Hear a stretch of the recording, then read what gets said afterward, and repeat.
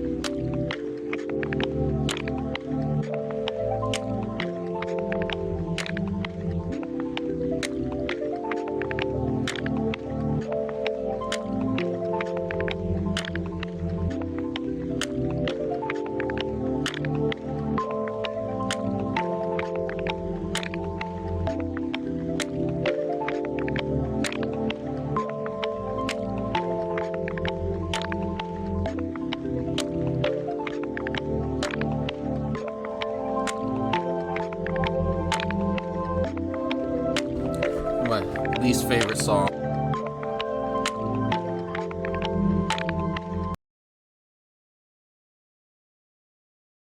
Enough of that. All right, there we go.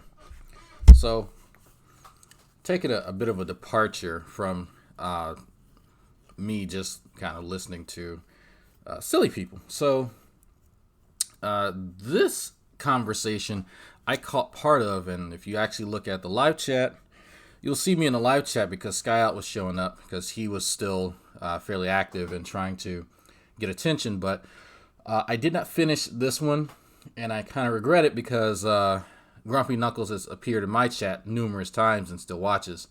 Ask me how I know. But he said he didn't want to talk to me because I'm mean, which is fine. That's kind of a common complaint from people who know that they say crazy shit, and I don't just accept crazy shit, and I will tell you that it's crazy shit. But that's fine.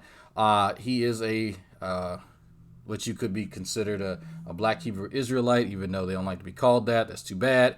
That's what I'm gonna call you. And I will get the summation of the impeachment inquiry from Xavier, since he and I are both not going to class today. And I'm going to be listening to this. Actually, I've started listening to it. I'm going to listen to it together, just in case you all missed this one, because this is an interesting one, because it deals with race and a lot of the stuff that people really don't know about Black Hebrew Israelites. And so they're not all the same. Some of them, yeah, there's a common thread. There's something that I've definitely noticed with a lot of them, and it always happens, even though some of the less, I guess, aggressive ones try to differentiate themselves from. I say less aggressive. The people that G-Man speaks to sometimes, like GMS or ISUPK, they're not of those camps, but they still agree with, you know what, white people are pretty shitty and they should be punished. And even the white people who really didn't do anything, they had ancestors who did shit, then they're going to be punished too, and in some cases enslaved, and because that's cool, because that's justice. And you'll actually hear him talk about that too, which again is interesting. But every single time I've spoken to a Black Hebrew Israelite, I'll say, okay, well, you know, let me try to understand this. Like, I get it, right? You look, I get it. I get it. There's shit that's happened. There's shit that still impacts you and brother, I got you. I understand completely, but repeating the same shit, the same mistakes, is not going to make it better. That does not. We have somehow in this country convinced ourselves that if somebody kills somebody else, we're going to kill them, and that's justice. Not really. That doesn't bring that person back. That doesn't really make people feel better. But that's what we've considered justice. So now we have this mindset that, you know what, let's still repeat those same mistakes, because that's how things should be, and I think that's retarded. But even worse, and I don't think Grumpy Knuckles is of this camp, there's some who kind of take it a bit further, which, okay, you know what, you enslave me, I enslave you, sort of thing. Then it's fair. It is fair. What I can understand the rationale, but then there's another what do they call it? They call it Christians who combat these guys refer to it as the rape doctrine, and so that during this period of enslavement, you will also be able to rape the women of the population that you're enslaving, because that's cool. Even young, very, very young women. So a bit scary. So some of these guys, I can't wait for that for obvious reasons. So yeah, people should be concerned. But again, that's almost exclusively in what's considered the one West camps, and that's like GMS, for instance. That's not all Black Hebrew Israelites. Some of them, quite a few of them, are repulsed by that sort of thing. They, overall, you know what? There's going to be some event that happens, and the tides are going to shift. That's kind of a common theme. But the rape doctrine thing, that's kind of reserved for, like I said, like folks like GMS. If you're wondering what GMS stands for, it stands for Great Millstone. So, anyway, let's listen. You see Dr. Josh already has his thinking cap on. And he's his thinking face, too. I'm just kidding. He's just high. Element. Do I have to do something? Let me see. They're trying to get him in the room. I'm just here for the ride. Yep. And to stare endlessly. You might have heard G-Man talk about the rape doctrine. Blue eyes. So think about a world where it looks like you're actually unmuted, some of y'all probably don't even listen to his Black Hebrew Israelite stuff. Can you hear us? Does he have to unmute himself? Yeah, perhaps. Oh, wait a minute. Let's see. Closer. We're one step closer. Oh. No. There we go. Maybe I should read a poem by Robert Frost as we wait. Was that? We've had this Read problem. Fire and Ice. If you need to drop out and come back in, sometimes that works. I feel like I think that will help. I'm gonna read a poem by Robert Frost as we. I am studying. Read it in a funny voice. Maybe. Here we go. Let's see if I can find it. Love at the lips was touch, as sweet as I could bear, and once they seemed too much. I lived on air that crossed me from sweet things, the flow of what it musk, for hidden grapevine springs, downhill at dusk.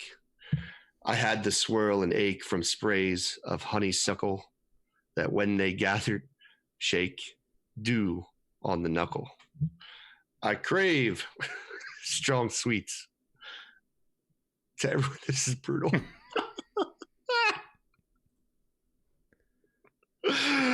Is he on? Hey, can you hear us, bro?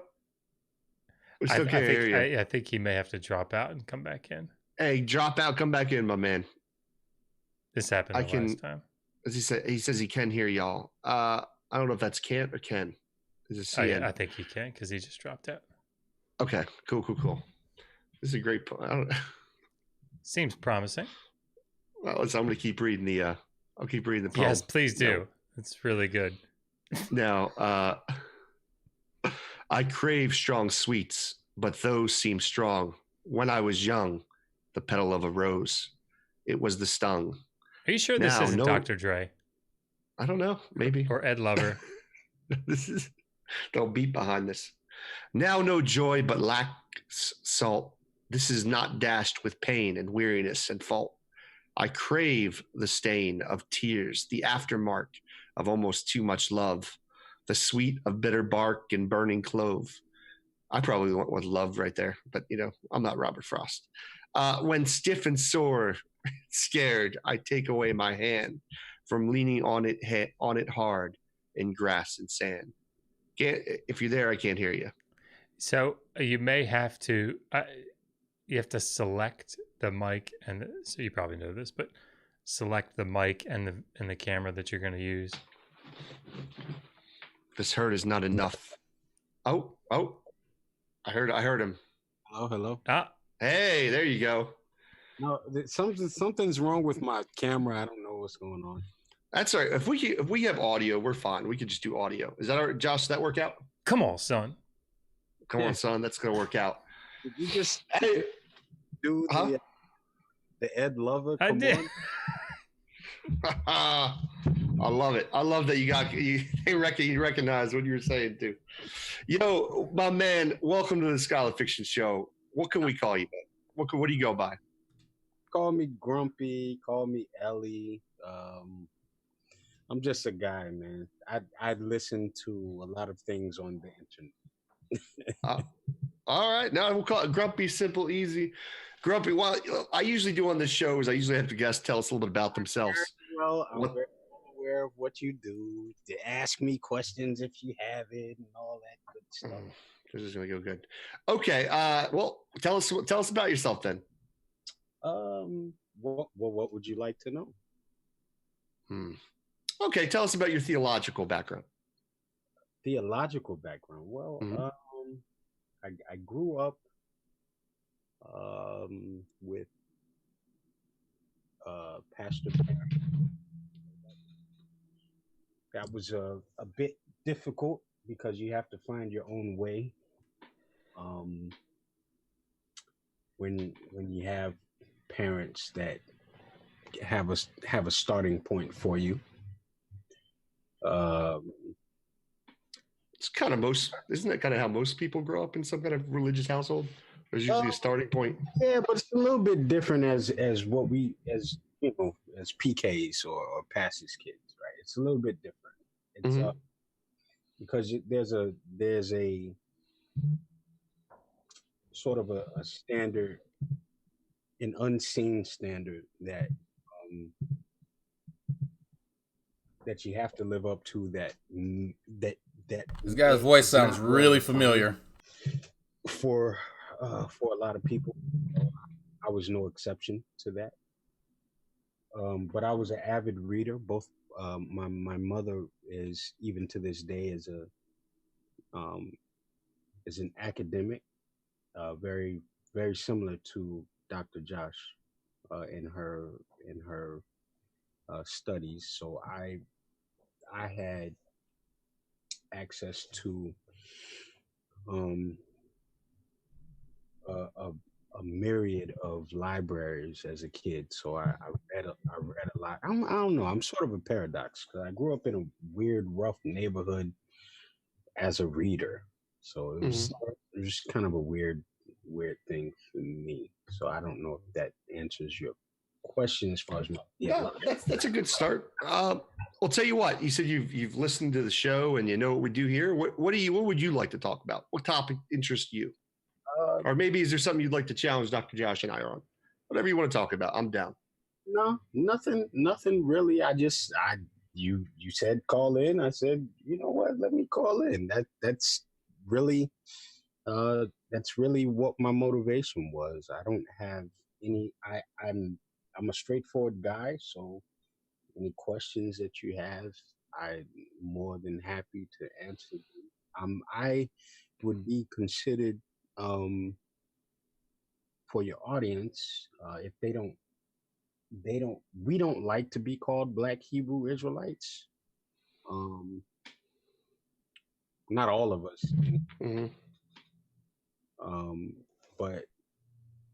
But I guess I would be considered one of those just based off of my historical research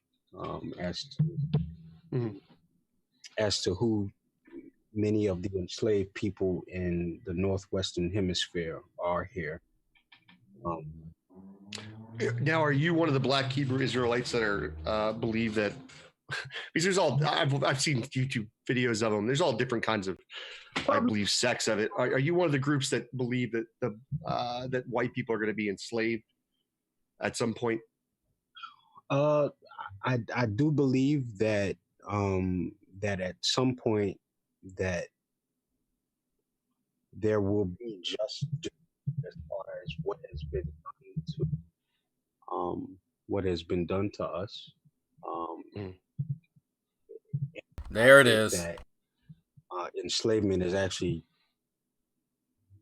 small pennies as to what has been done to us. As to what has been done to us, what that looks like, couldn't tell you exactly. But, I would imagine that justice has a face. What that face looks like will manifest itself when the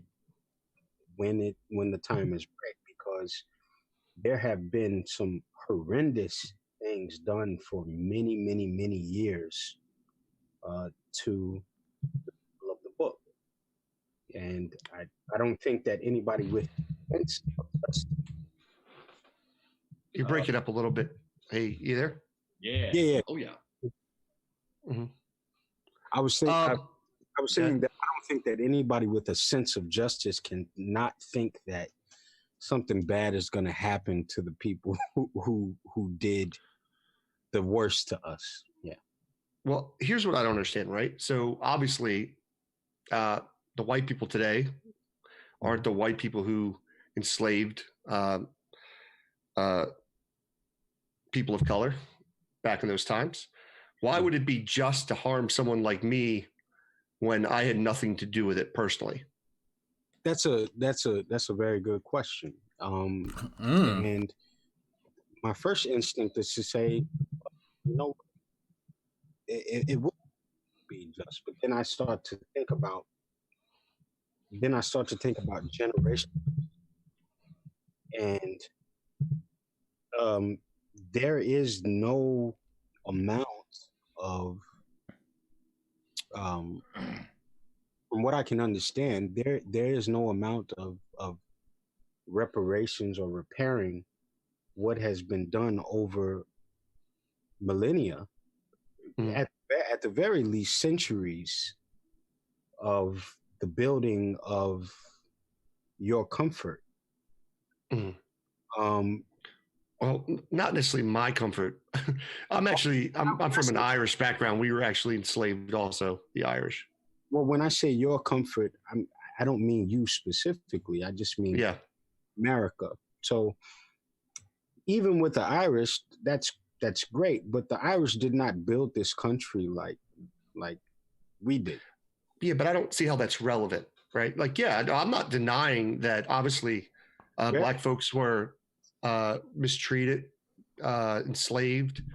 I'm not even denying any of that, but punishing someone else who had nothing to do with it doesn't seem at all fair or rational.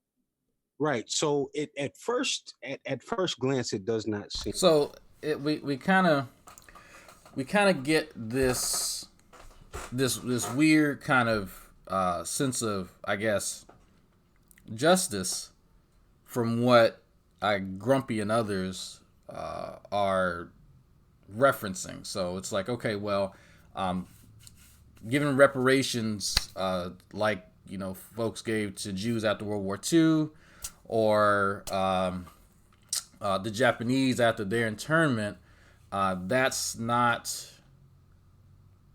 enough. Okay, so then we need to find something else. And yeah, no, I definitely, because I caught on to that. The Irish were not chattel slaves. There were some. I've actually seen some. What do you call it? Escaped slave advertisements where there were some, but quite largely they were debt peonage. So, but yeah, no, that's something I caught on too. But it's fine. What's interesting now is that, so reparations isn't enough. There needs to be more done. So where exactly are we going to go with that? How do you calculate, I guess, or how do you quantify generations of, like someone said, you know, ill treatment? How do you calculate that? And what is supposed to be met out that is comparable to that? So that's where the playing field is. And so just to help folks kind of get into the mindset here, because it starts with transatlantic slave trade, then it goes to kind of not necessarily current day, but right, like it butts up against civil rights. So that's kind of where we are. So everything in between those two time periods, the beginning of transatlantic slave trade and right at the ass end of civil rights, and actually a little bit after that, that's what we're trying to quantify here, and then say, all right, well, there needs to be something that is comparable, that is done to the descendants of some of the folks who exacted these horrors. So, Seem rational, because of the obvious reason that you have stated. Well, I didn't do anything, right? Well, neither did the people for hundreds of years who actually built this country. There's one thing I'm not I'm not really involved in politics at Sure. all. But one thing that I noticed that Trump said that actually caught my attention. If I can channel Dr. Josh a little bit, maybe do a little impression. uh, African Americans, they built this country. They really did. They really did. They really built this country. That's a terrible impersonation. I know. No, That was it pretty wasn't bad. good. That was pretty That good. wasn't bad. Wasn't bad.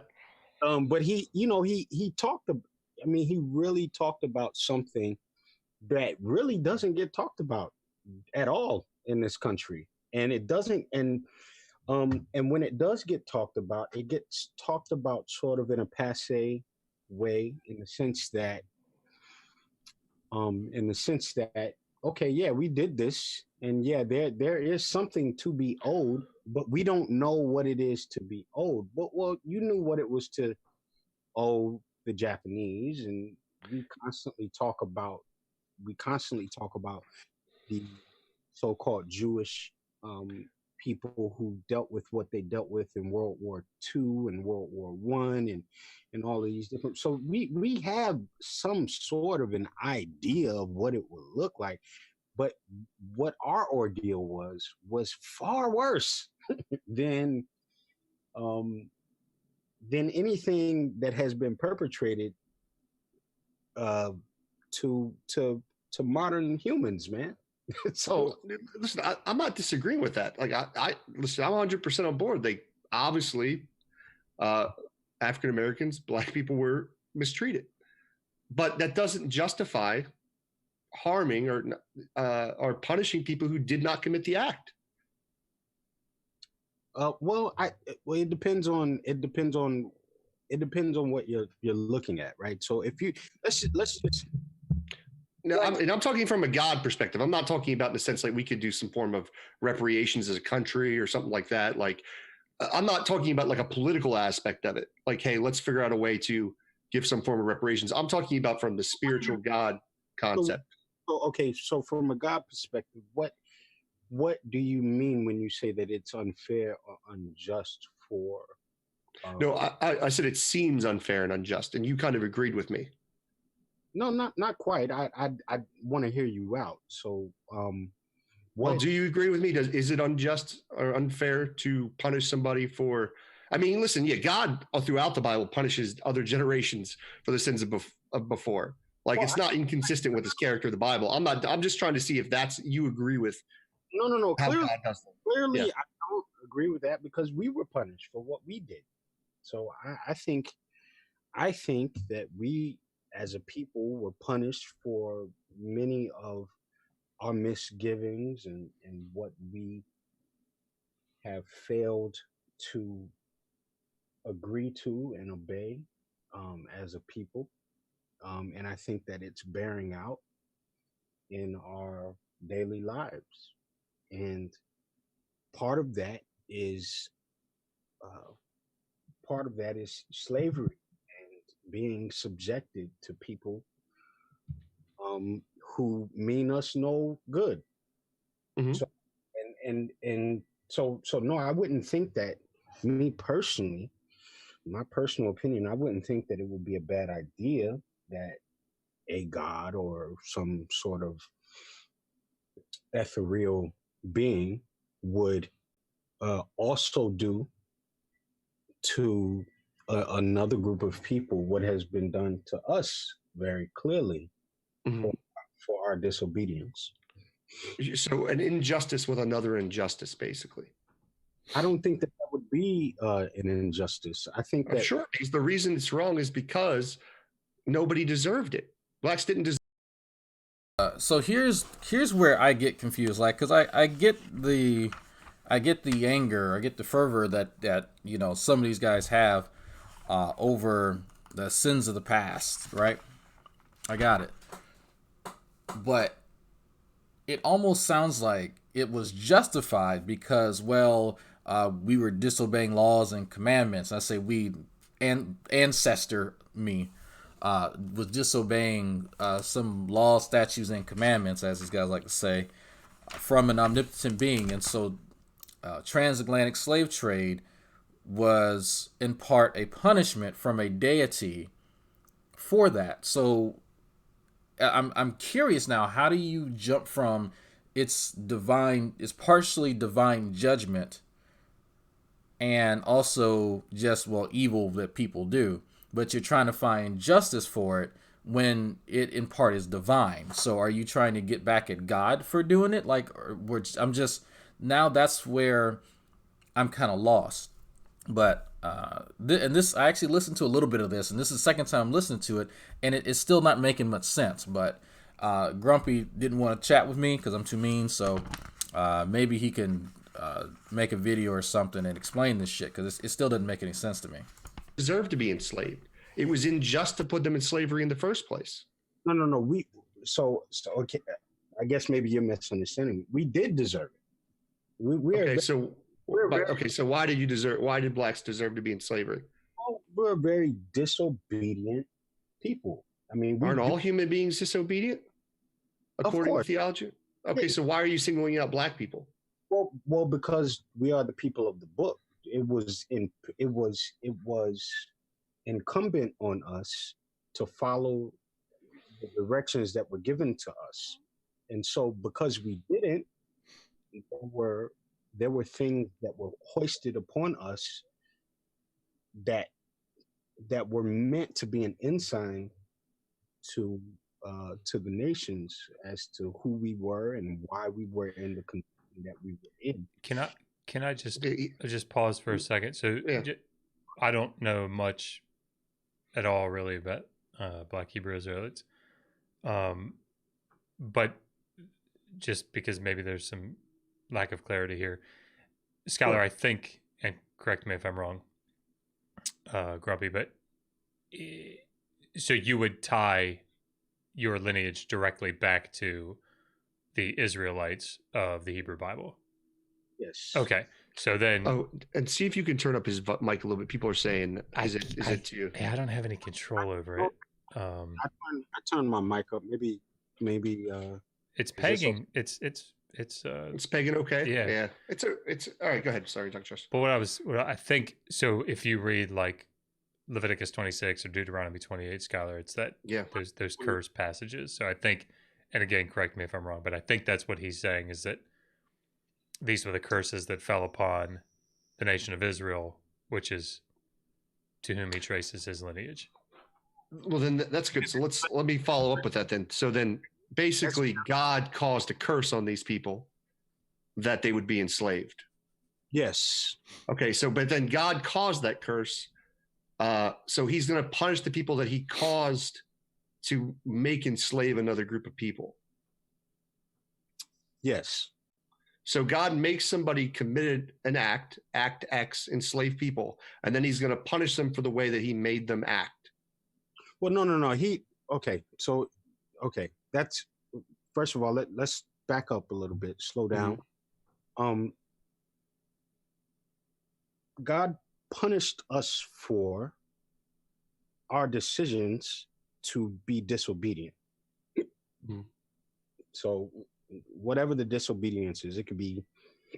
I get that part. So, okay. So, but how he punished this group of people was to cause other people to enslave them. Yes. That's okay. So he made another group of people enslave them, and then he's going to punish the other group for what he caused them to do. Well, it's not as simplistic as that. I mean, there's a butterfly effect that we have involved in this. But yes, if you want to get down to the nitty gritty, that's the basics. There's a group of people Okay, none of this shit makes any sense at all. Like I'm just like this is.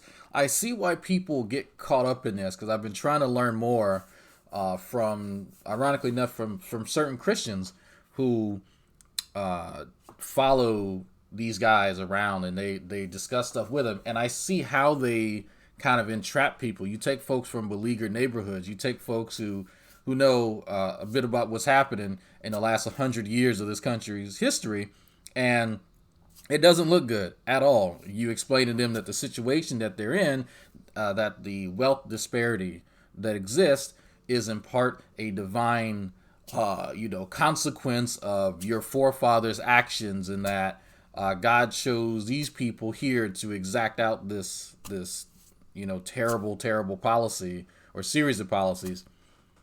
But what gets me is that if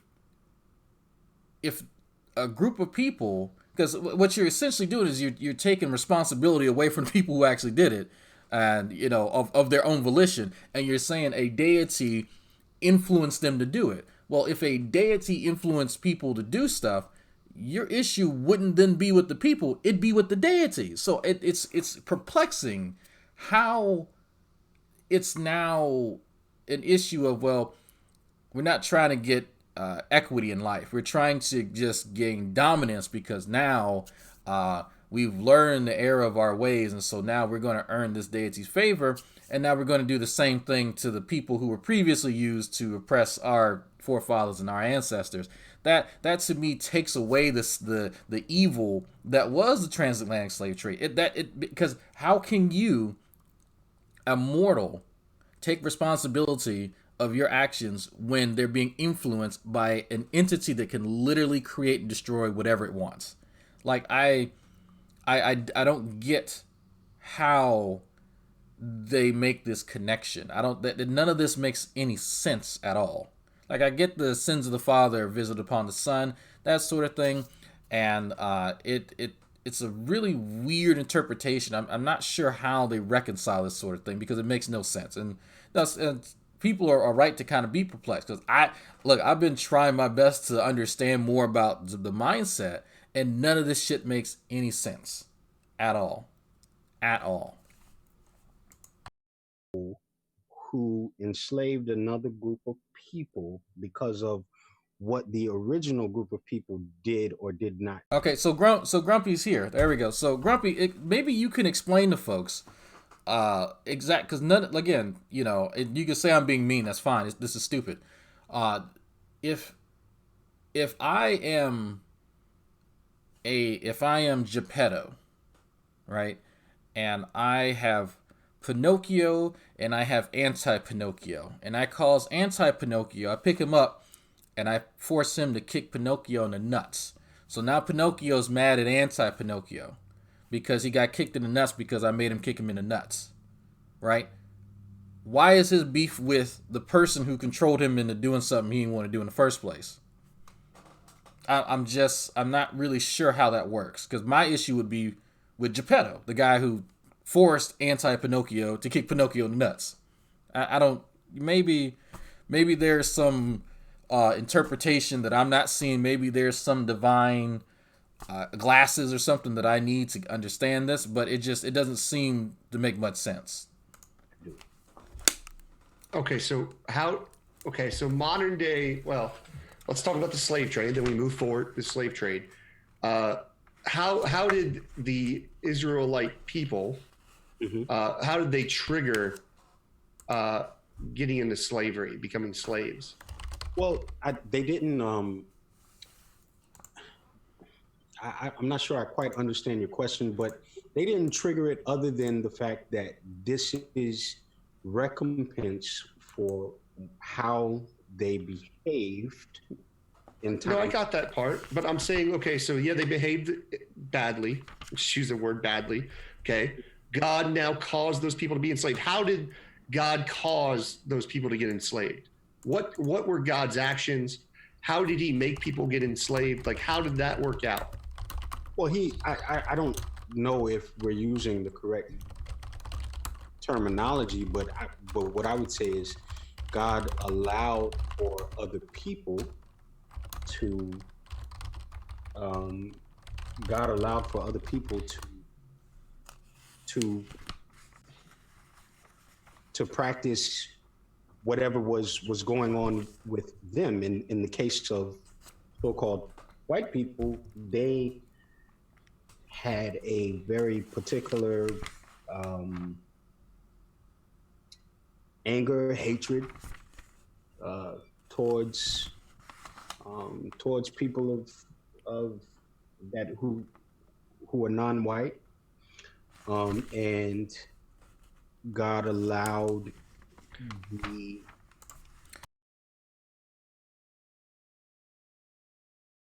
Let me make sure that my mic is on. That would help. I've noticed that Grumpy's speech has slowed down considerably. He's being very careful choosing his words, which is a good thing, especially for something like this. He should probably teach that to G-Man. So it's easy to talk about this sort of stuff when there's people who already think like you and you can just kind of say whatever you want to say.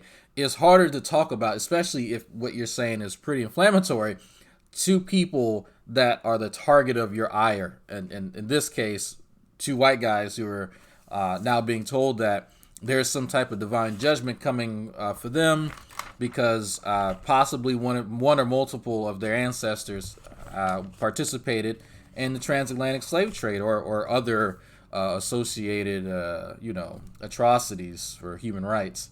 So it is interesting because I sometimes watch some of these guys and then because I don't think Grumpy, and he can correct me if I'm wrong, I'm not sure if he's part of one of the main camps, GMS, ISUPK, IUIC, so on and so forth.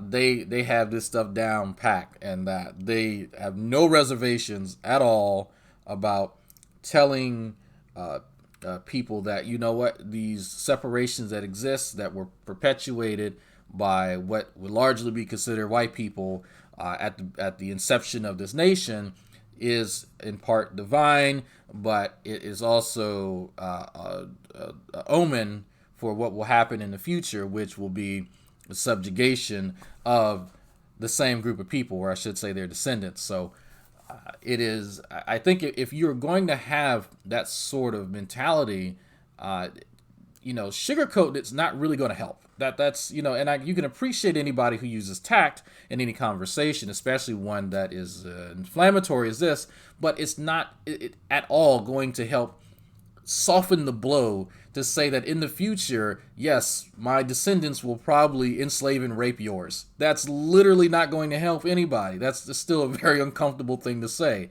And again, because I have to say this for the 50,000th time, I absolutely understand where a lot of these guys are coming from. You know what? There's some terrible shit that's happened in American history. Terrible shit. Regardless if you agree with the idea of race, regardless if you don't think that systemic racism happens, regardless if you don't think that people's personal anecdotes actually happen in real life, I can tell you that it does. But I don't think, and I can only speak for myself, right? You have to ask other folks. I don't think that somehow having a comparable atrocity, a comparable human rights disaster happen to other folks is somehow going to make things better at all. In fact, it'll just end up continuing the cycle, if anything. And I'm not sure how that's not seen. I don't understand how we haven't learned from the annals of world history that when you tend to do this sort of shit, like, because right now, even in the wars one of the wars ended, we still have operations going on in the Middle East. Those operations will then act as fuel to create another generation of terrorists. That's going to happen. It's actively happening now. So it's going to perpetuate itself. So the fact that there's a deity now involved in it complicates things terribly, because I mentioned this earlier. When you take responsibility away from humans who voluntarily decided that, well, humanoids who look like this aren't like me and they deserve to be treated lesser, and you insert a deity who has simply commanded them to be that way. That takes away responsibility.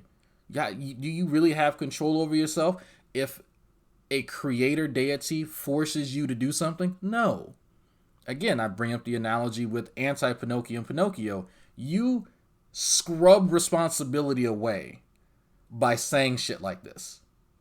And if you really want folks to take responsibility, if you really want folks to understand that, you know what, there needs to be some commensurate justice or something like that, then why is there a deity even involved in it? That really, to me, just hurts your own argument. But that's just me. God allowed that fuel, I guess, would be the proper term. Well, I think the problem is now it's not, he didn't cause it then, he just allowed it. So it's not really causing people to do something or causing a curse or something. He's just saying God just got out of the way and let these people enslave them. Well, I think it's a little bit of both, right? Okay, well, explain the cause part then to me, because I get the allow. That makes sense. The cause is who's next up to bat to punish my children, so to speak. I don't understand. Yeah, I don't understand what that means. It's a terrible way to say it, but that's kind of what it is, right? Like, who will stand? Because at various times of Israelite history, you had different peoples who were next up to bat, so to speak. So you had the Babylonians, you had the Assyrians, you had the Syrians, you had the Persians, you had the Greeks, you had different people who were pretty much standing in the gap for who will correct these people, right? Correct them how? What do you mean correct them? Well, when I say correct, I mean punish them. Okay, yeah, but you're saying it wasn't God causing it. You just said he just stepped back and let the people do what their nature would do. I didn't say that at all. I said it was a bit of both. Right? Well, no, but before you said that he would allow it, that you were talking about whites just naturally having a hatred towards these people of color, and because of their hatred they went and they did this, but that's not causing it. That I don't understand the natural hatred, but I know that they have a natural hatred. I for whatever reason. I mean, natural in the sense of taught to them, or just biologically. They have there's no evidence that racism is a biological aspect. Well, no, but what there is evidence is at some point that it started. That apparently it is a driving force for what white supremacy is today. Oh, of course, yeah. I mean, yeah, but that's modern history. Like even slavery, like the idea of slaves being a particular color or race was somewhat of a new concept. I mean, the Romans didn't give a shit who you were. Like you were a slave if you weren't a Roman, basically. It's about 600 to 700 years old. You're right. I mean, like even back with the Greeks, they called everybody barbarians. The word barbarian actually comes from them making fun of people's languages and the way that they spoke. So I'm in agreement with that. I'm talking about modern times. I'm talking about things that are happening right now. So, well, then that wouldn't be ancient Israelites if you're talking about modern times. Well, if you if we're talking historically, and those of us who believe through our studies that we are the people of the book. Dr. Josh mentioned Deuteronomy 28 and Leviticus 26. I mean, those obviously are not the only references that we can grasp at, but those, I mean, if you're talking biblically, those are ones that definitely that we use. But I mean, we use more historical things to validate that we happen to be those people. Then you're talking about more recent history. I mean, you're talking about as recent as yesterday, right? Like we're not talking about 600, 700 years ago when we're talking about the people here in the Northwestern Hemisphere or in the Western Hemisphere in general. We're not talking. We're talking. Once again, none of these people are actually responsible for slavery that are over here. Yeah, but what segregation type stuff, sure. Yeah, there's plenty of people that did Jim Crow laws and all types of segregation. What they are responsible for, though, here's what they are responsible for. They are responsible for the perpetuation of a system, not only that was created very specifically for us, but a system that benefits them without them addressing the compensation that is due or necessary for free labor that built up a whole country. I mean, that's reality. I mean, that's not just me. Yeah, but that's not worthy of punishment. Like, just because people are ignorant and they're like shit. Dude, today I was talking to someone that thought Detroit was in Chicago as if Chicago was a state. Like, people have no clue. Like, people are just uneducated. We live in an uneducated country full of ignorance. What do you consider punishment? Because punishment is simply... I originally started by enslavement, because this is what I hear most Black Hebrew Israelites argue, is that the white people are going to be enslaved by them. Okay, well, let's move away from that and let's talk about... So that's not true, though. Like, that's not a Black Hebrew Israelite belief that the whites will be enslaved by Blacks at some point. No, it is. It absolutely. Oh, it is. Okay, so I'm correct. Okay, so let's stick with it. If I'm correct. No, but no. Let's. Okay, listen to what I'm saying. Mm-hmm. Okay, that is a common speaking point and common talking point of those who consider themselves Hebrew Israelites. But I will get there. That's fine. I'm not afraid to go there, but I'm just speaking strictly based off of what do you consider punishment? So slavery would be a punishment. Okay, so and that's why I said what I said. Let's move away from that. Let's just talk about let's just talk about simply let's just talk about what a punishment is. Okay. So what context? What would you be asking me a punishment for what? What is owed to a group of people who built a country for free? Well, those people aren't here anymore. Okay, they're not here, but their descendants are. And so sure, yeah. So I mean, but that's not them. Do we not deal in this country with case law? Listen, I am fine. Listen, I'm very pro.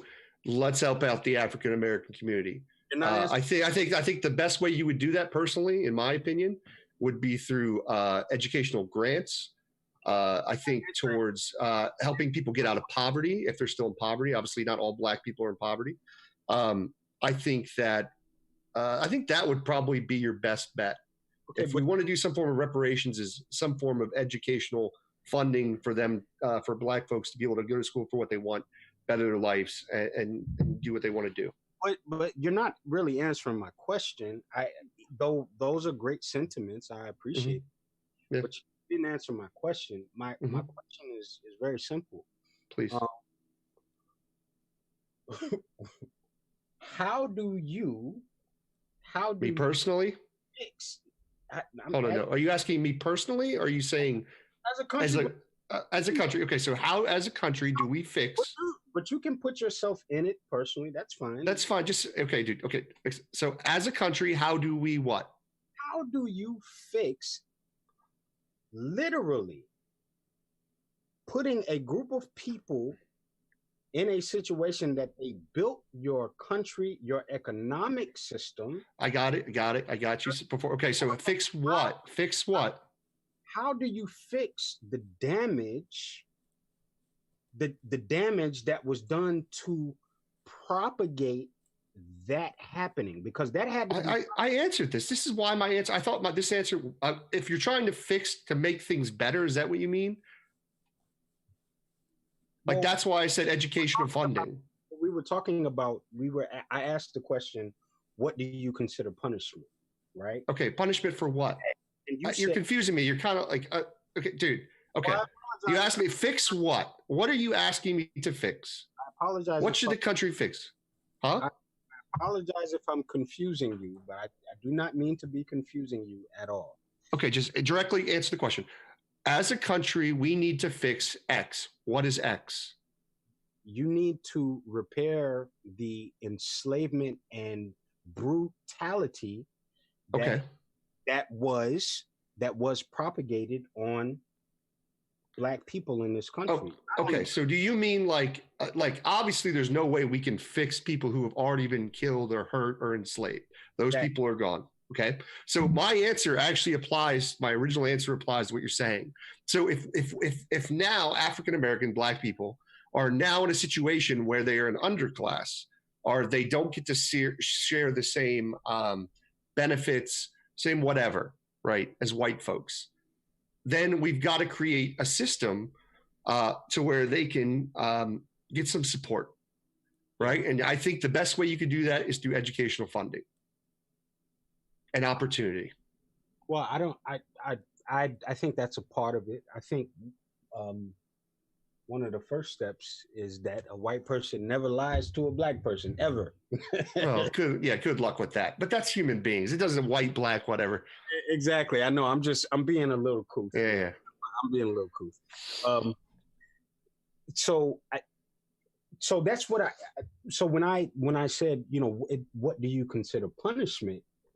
That's what I was asking, because this it's a big thing. This is not like, this isn't just, oh well, yeah, we did this and we can, we can throw a little spitball renewals at it.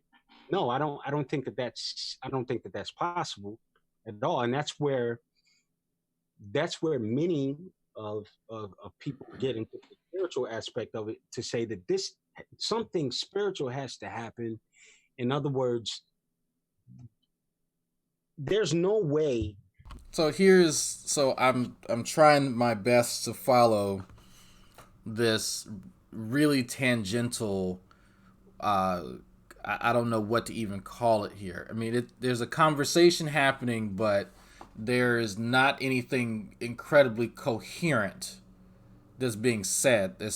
So we're naming atrocities that have happened, obvious civil rights violations, injustices of many different types exacted upon certain portion of the population, and that has relevance in today's world through the divestment and the aforementioned community and certain legislation that has made it incredibly and increasingly difficult to achieve true equity in a modern world.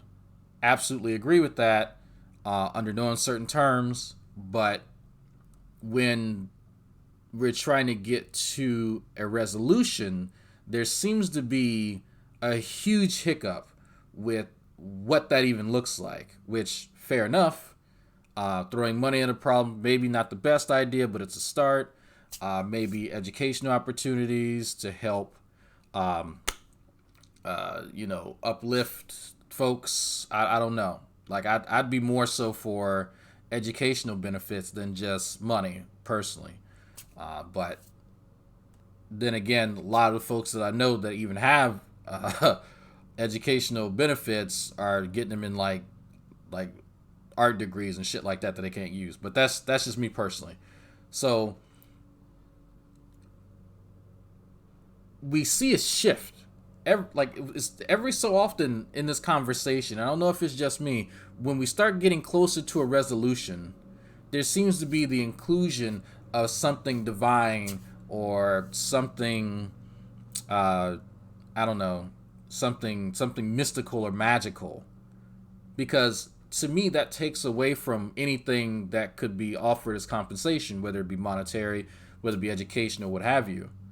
Because if you are receiving compensation, it's going to be hard to kind of collect on a deity's, promise. It's going to be hard to cast that check from God. That how exactly are you supposed to receive anything? Because honestly, folks, real corporeal people can just stand by and say, well, you know what? Let God sort it out. All right, cool. We'll just let God sort it out and God will cut you that check. Humans don't need to do anything at this point because it's out of our hands. You know what? We're the marionettes. There we go. It's just, you know, university isn't a fucking vocational program. If you want job training, go to ITT. Stop making university into vocational training. Who's doing that? That this group of people, meaning so-called black people in America, could have been in the condition that we're in without something spiritual happening. In other words, something so big happening to us that we could not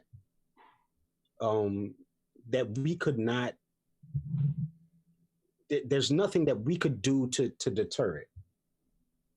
And it will have to be the same way with the recompense, with what actually happens to the people who actually did this to us. Well, no.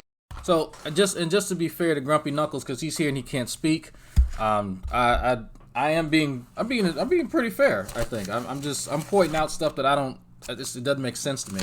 I'm being pretty even keel for me. I'm just, for me. But if there's clarification, which I'm sure there is, I will definitely make some time, especially later this week, for you to elaborate and feel free to. I mean, if there's something that I've said that you want to clarify in great detail, take your time. Take your time. I would rather this be explained thoroughly and criticize what it actually looks like, what your position or your argument looks like, than a misrepresentation of it. Because, I mean, it's easy just to make fun of stuff and get it wrong, but I would rather accurately depict whatever somebody's position is and then address it from there. 'Cause I don't think that it takes much of anything to just, shit on stuff that you don't get, no matter how stupid it sounds. But that's just me. No. The people who did this to you don't exist anymore. They're all dead. No, they exist. And in fact, listen, if you're talking about a soul or something going to hell, that's different than what we were actually talking about. I'm not talking. They don't. Yeah. Okay. Well, they're not alive. There is no slave owner alive. Well, I shouldn't say that because there are slaves, modern day slaves. I should say the kind of slavery we're talking about does not exist. What about the people who were taking pictures of picnics and burning people that were not slave owners? And dude, but that we were talking about slavery. Okay, but they weren't slaves. So now we got just a wee bit of moving the goalpost here, just a little bit of moving the goalpost. So here we go. I acknowledged this earlier that people were alive when people were mistreated, discriminated against. We had segregation. They weren't obviously. They weren't slave owners at all, and they were. I know. I postcards. Dude, you were all over the place. I'm trying to I'm not. I'm okay. I'm trying to focus this conversation, and you're going from here to here, and no. We were talking about the whites being enslaved, and you agreed that is what people believe is going to happen. So why don't we actually stick with what we're saying here? So you're saying it's somehow going to be justified that there will be some form of punishment, and that whites that had nothing to do with it besides being descendants of these slave owners, which most white people weren't even slave owners in this country, is the other thought we got to remember. Let's not forget that. Most whites didn't own slaves. It was very wealthy people who owned slaves. You might as well say that most slave owners throughout world history were probably wealthy people. But no, we're talking about a system of white supremacy that may or may not have anything to do with what we commonly know as slavery. And I'm saying that in air quotes. You can't see me on camera for whatever reason. I don't know why, but I'm air quoting right now. Mm-hmm. But the system of white supremacy in and of itself is a slavery system. And okay, here's my huge see, this is Grumpy. I'm trying to be very, very charitable with you, man. I'm really trying increasingly hard to try my best to be charitable, but it's sounding like a whole bunch of bullshit. A whole bunch of bullshit right now, man. Because you just spent the last 20 minutes expounding upon the transatlantic slave trade, right? Explaining about how chattel slavery was in part instituted not only by white folks of the past, but also in part by a divine edict from a deity that forced them to do it. Like that's one issue.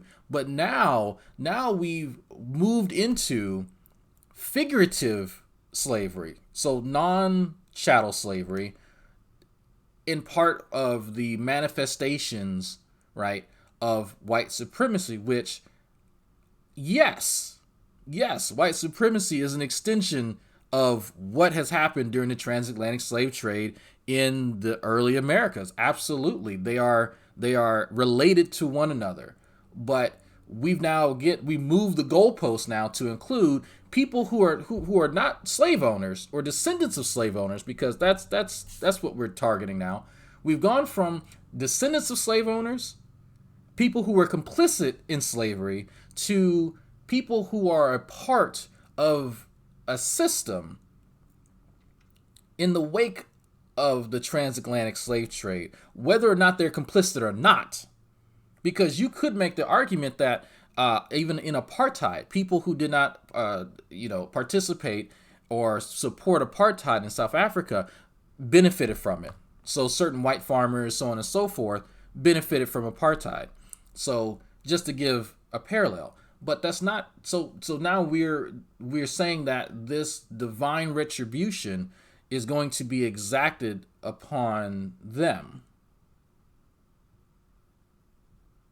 Because you think about something for a second. Think about something. If we're now casting that net further into each and every person that may be positively impacted by this subsequent system, that also includes abolitionists, that also includes people who fought and died for the civil rights movement, that includes literally every person that does not fit the victimized demographic, that may even be tangentially connected with its removal. That this makes no sense at all. How would you exact retribution or justice against the same people who are fighting on the side of right in this case? This makes no sense. And so that's why I find this type of ideology to just be nonsensical, because you end up shooting yourself in the foot when you sit down and you think about the different scenarios that this would encompass. You would because essentially it makes it worthless for anyone who isn't of the victimized class or demographic to even help anybody within that class. Because if ultimately, you and your descendants are going to be punished anyway, well, because you benefited from it vicariously, well, then shit, why even bother? It takes away from those who have actually said, you know what, this is wrong. I'm going to do something about it. I'm going to put my family, myself at risk, but I'm going to stand up for what I believe is right. But then it's even further complicated by the fact that there's a deity now thrown into it, because then that takes that now it doesn't matter whether you're complicit or not. You're now under the influence of a god who's supposedly forcing people to do it. None of this makes sense. It goes back to and I'll continue to say this, it goes back to you're upset with the people for being influenced by an entity that they have no control over. And I know I'm making excellent points, Grumpy. I know, because it's just, to me, it seems obvious. Because something tells me that you've been under this belief system for more than a year. I would have to guess, probably more than a year. At some point in time, you've had to like sit down and think about this. You've had to think about this. Because to me just hearing it, because this is not the first time I've heard this. This is not the second or third or fourth time I've heard any of this. It still never makes any sense. Because I get how people latch on to this. I absolutely get it. No reservation about how and why people latch on to this, because it explains so much. It offers an account for terrible violations in human rights. But when you start attaching to it these scenarios of justice and retribution, they're emotive. There's no sense in them at all. There's none. There's absolutely no logical or coherent points to be made or to be derived from this. There's just the sense of pain being done upon folks, and you know what? Pain returned. Repeating the cycle. Because no one's going to be resurrected from the dead doing this. No one's going to be uplifted doing this. If every white person died right now, is that going to bring prosperity to America? Think about this. Just hypothetically, since we're talking about gods and we're talking about retribution, we're talking about all this bullshit. If every single white person died right now, what do you think would happen? How many black Hebrew Israelites do you know that are ready to run nuclear reactors? How many of them are ready to go into the financial institutions to help America run? How many of them are well versed enough in law and the legislation that needs to pass in order for us to maintain to be a superpower? How many of them are actually educated or knowledgeable to do any of that shit? I know none. Absolutely none. None. This is the same motherfuckers who working at McDonald's talking about how they're going to be uplifted and going to do something in fucking society, and not nan one of them have a knowledge in any field that would actually help run a society. And I'm not shitting on folks doing a typical 9 to 5. I'm not shitting on folks who have a decent job doing what's Jeremiah Judah? He does roofing. That's fucking awesome. Do your roofing, man. Make your money. But none of them are actually doing anything that would lead anyone to think that they're ready to take over America and to subjugate an entire class of fucking people. I don't see it. Me and who was it? Me and G Consciousness sat down and had dinner. He was doing his thing, his truck driving thing, and he came around Houston. He and I sat down and talked about this very thing. Him, and my wife actually sat down and talked about this shit. Because none of it makes sense. Because he was a part of this stuff. But G Consciousness is actually doing stuff. He's actually donating money to projects that's helping out kids after school and stuff like that. That's what I'm talking about. Like, that right there is doing something. He doesn't have the time to donate. He doesn't have the materials to build stuff. So he is going to support folks financially who are actually doing it. That means something to me. So that's not what I see here. I see folks who are hurt, right? I see folks who are beleaguered, but they're just trying to reciprocate that. And that's it. They're just trying to reciprocate shit. So if all you're trying to do is reciprocate pain, then there doesn't need to be any type of, tact when expressing that. That's it. That is it. So, I said nan one. But it's I don't see the need, because you're not going to convince Skylar Fiction. You're not going to convince Dr. Josh that this shit's cool. Like, who is actually going to buy this? I'm pretty sure there's some crazy ass white folks who actually buy this. I'm not going to deny for a second that there are crazy ass white folks that really believe this shit. I've seen some of the members of ISUPK who are air quotes Puerto Rican. No, you're not. But that's fine. They can cosplay whatever they want to. But it's a power struggle. It's a power struggle. Right? I get it. It's a power struggle. But there's no need to sugarcoat the bullshit, because it is what it is. You're not going to convince people.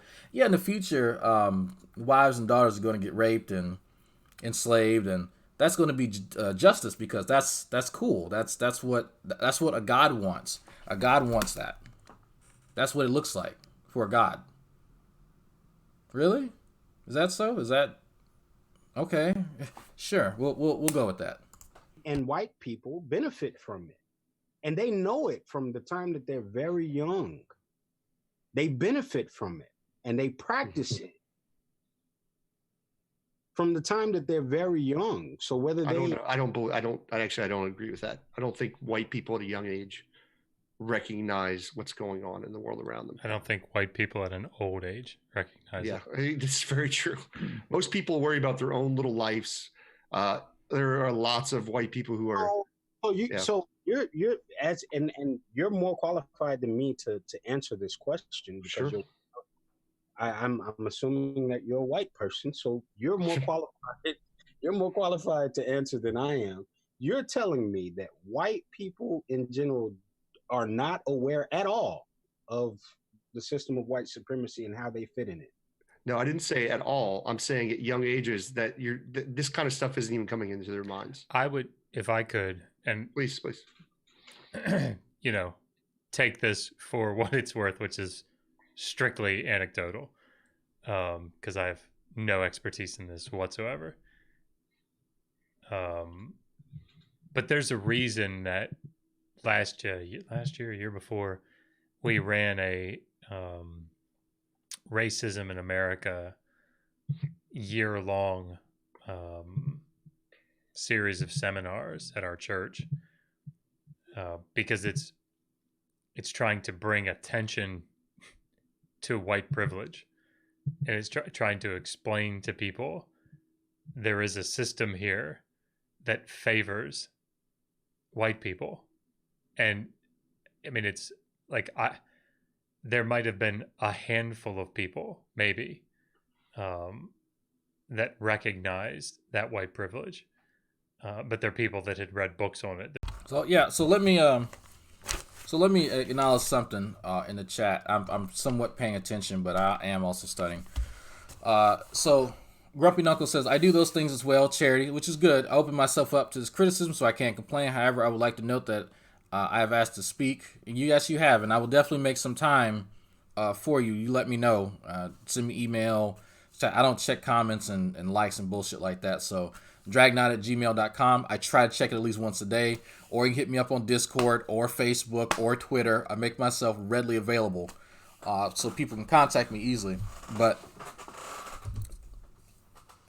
you're being fair, and I take my lumps. That's fair, and I like that. I appreciate that about you, because not too many people actually want to do that.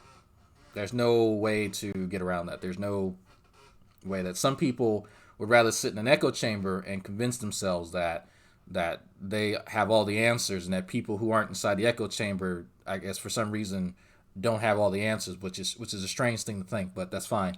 But this needs to be addressed. Like there's not a well, I can't say it. There is a nice way to kind of talk about this, but when the subject matter involves the well-being and possible promotion of human right violations, that kind of puts a sour taste on anyone having the conversation, because there's no nice way to tell people that, yes, I promote the open violation of human rights. There's not a nice way to say that. What I just said was very cordial, but when you think about all the words and in context of one another, it's a bit sickening. And so if you are a part of that, right? If you personally identify with a mindset that promotes that sort of thing, you lose that moral high ground almost initially. And so that to me is troubling, because if it's acceptable to promote the open violation of human rights, then any degree of civility throughout the conversation is almost wasted, because you've already openly admitted that that's not something you value. Because if you valued civility, you wouldn't promote or be complicit in the violation, the overt violation of human rights, whether in the present or in the future, hell, or in the past. Because you think about something for a second. If you are of that nature, if you can say that, yeah, I'm cool with that. I'm cool with people in the future being enslaved, being under the heel of another group of people, another demographic. If that's acceptable, then you should not complain when it's happened in the past or in the present. If it's already acceptable for you, why is it not acceptable for other people? Especially if it's divine in nature or in part divine in nature. It should be acceptable because you've already planted yourself in that category, in that field, in that realm, in that arena by endorsing it. Whether it's from retribution, whether it's from compensation, whether it's from divine intervention. The fact that you have reconciled it already in your mind for you and people who look like you means that you no longer have right to be upset that other people have done the exact same thing. And finding some perverse justice or satisfaction in it, again, only reaffirms that you are no better. So why then are you deserving of retribution if you essentially are the same as the people who are supposedly exacting this violation in human rights? That to me is telling. That to me is why I don't jump aboard of any pro-black anything, because I find that troubling.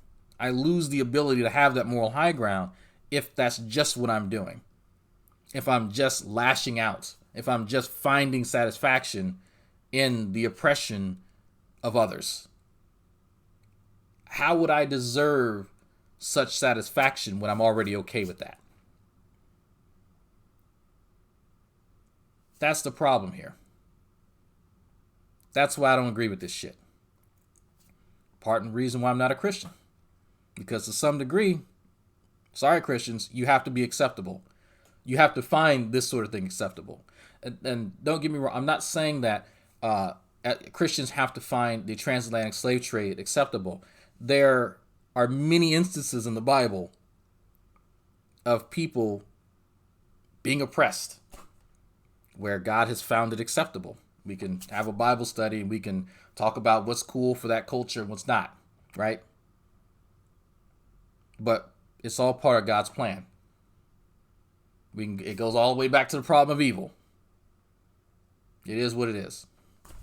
But that's why I have a timer right now, actually, when I got to get up and head to this college to discuss with some folks here on whether or not, actually, let me get the exact prompt instead of guessing. I'll get you the exact prompt. I hope this email finds you well. We will be having our second roundtable discussion on Tuesday, the 19th at noon. The topic we'll be discussing is religion used to enslave black men and or keep us separate or dormant. Lunch will be provided. The lunch is the best part. So we'll be discussing that. So let's listen to some more. There are people that had been exposed to the idea before. But in general, the reactions that that I get to this topic are, no, everybody has equal rights. It's all the same. Right. But the fact that people don't recognize it, does that mean that it doesn't exist, or that no? Hold on. Okay, if I could, hang on. From it? Hey, moving here. Hang on a second. I feel like we're not terribly careful sometimes in these conversations, so it's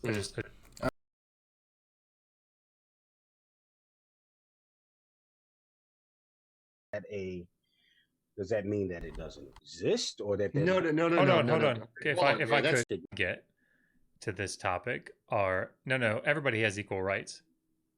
It's all the same. Right. But the fact that people don't recognize it, does that Does that mean that it doesn't exist, or that no. Hold on. If I could, something different. hang on. from it? Hey, goalpost moving. Yeah. Hang on a second. I feel like we're not terribly careful sometimes in these conversations. So I just want to go back. So the question was, do people recognize it? Do white people recognize it? And my response was, in my experience, white people do not recognize it. And your response was, if they don't recognize it, does that mean it doesn't exist? Which is a weird way to shift that. Well, I didn't mean to. So let me. I didn't mean to shift. Let me stop. I didn't mean to shift because you made a statement that young people. Because I said when they're young, and then you also said. Okay, part of the issue here, and I should have recognized this earlier, is that when we're having these sort of conversations, there are so many pitfalls, and one of the ones, and I should have recognized this earlier when Grumpy said this, is that he said young people, right? So I'm going to demonstrate something right here. Some of y'all probably know where I'm going. When I say the word young, type in the age you think that I'm thinking about when I say the word young. I'll tell you which one of you guys has my conception of what's young, because I'm thinking of a number. I don't think old white people recognize it. And then you begin to explain what you're explaining now about what was going on in your church. And so I was asking a clarifying question. I wasn't trying to shift anything. I was just clarifying what you were saying from what I was hearing. That's all I was doing. So I apologize. Oh, no, you don't need to apologize. So just to kind of recap, mirroring whatever, it sounded like initially here, the idea was that white people know they have white privilege. That's how it came across. White people know they have white privilege. And well, I wasn't saying white privilege. I was talking about white supremacy. And there is a difference because there very well may be. I don't know. There's a huge difference because when I was okay, there's a lot of crosstalk happening, because the original comment about white supremacy was along the lines of those who benefit from white supremacy. Well, you would gain a privilege when you are benefiting from a system. So what Dr. Joss is referencing are the benefits that you would reap from a system of white supremacy. So I'm not sure if that got lost in translation or what, but this is there's a lot that's getting lost in the crosstalk. I was saying white people know at a young age that about white supremacy. What I meant is that they understand their position in the world as relates to people who are non-white, particularly Black people. I don't think that's true, though. Yeah, I think there's also, depending on where you grow up in the United States, because it's a large country, obviously with 300 million people. There are folks in this country who don't even grow up around Black people. Depending on, you grow up somewhere like Iowa or somewhere in the Midwest. The age I was thinking of was 12, by the way. Some of the Northwest states. I was fortunate to grow up in the South. So a lot of times we have quite a bit, down here in Orlando, it's a mixing pot, basically. We're very much a multicultural city here in Orlando. But most people, and this is I say in life, tends to focus on their own thing in front of them. Like, are you going to eat today? Do I have a job? There's all these other things. It isn't so. I think you're, to be kind of ironic, making it too simply black and white, like what the issue is. And it's just not that simple. Like, most people don't even think about this stuff. And it doesn't mean they shouldn't, right? Like, doesn't mean they shouldn't try to be more aware of what's going on in the world around them and things like that. But it's certainly, and this is the main point, is what the gist of what we're saying is, like, it doesn't mean they deserve to be enslaved because of it.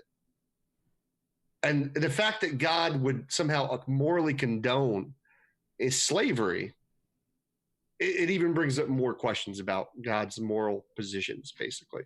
Like what? What questions do you have about that? Well, I mean, so I guess slavery is it a moral thing? the act of owning a human being as property? What do you mean by moral? What do you mean a moral? Moral under the Christian worldview, how you guys view moral. Well, what do you mean? Not by under my good? Is that what you're asking? Do you know what morality is? Yeah, come on, Tyler. Don't. Well, okay. You're asking me weird questions. This is a really strange exchange. I can't fault folks for asking clarifying questions, but he's like, well, what do you mean it's moral? Well, okay, well, do you mean good? I mean, it's come on. If it comes across like this little segment comes across as you just being off, like just being intentionally dense. I think it's better if. I think it's better if you say, well, when you say moral, my conception of moral or morality is X, right? And so if we're talking about morality in the sense that if this act is good, if good is being, the word moral is being synonymous with good, then yes.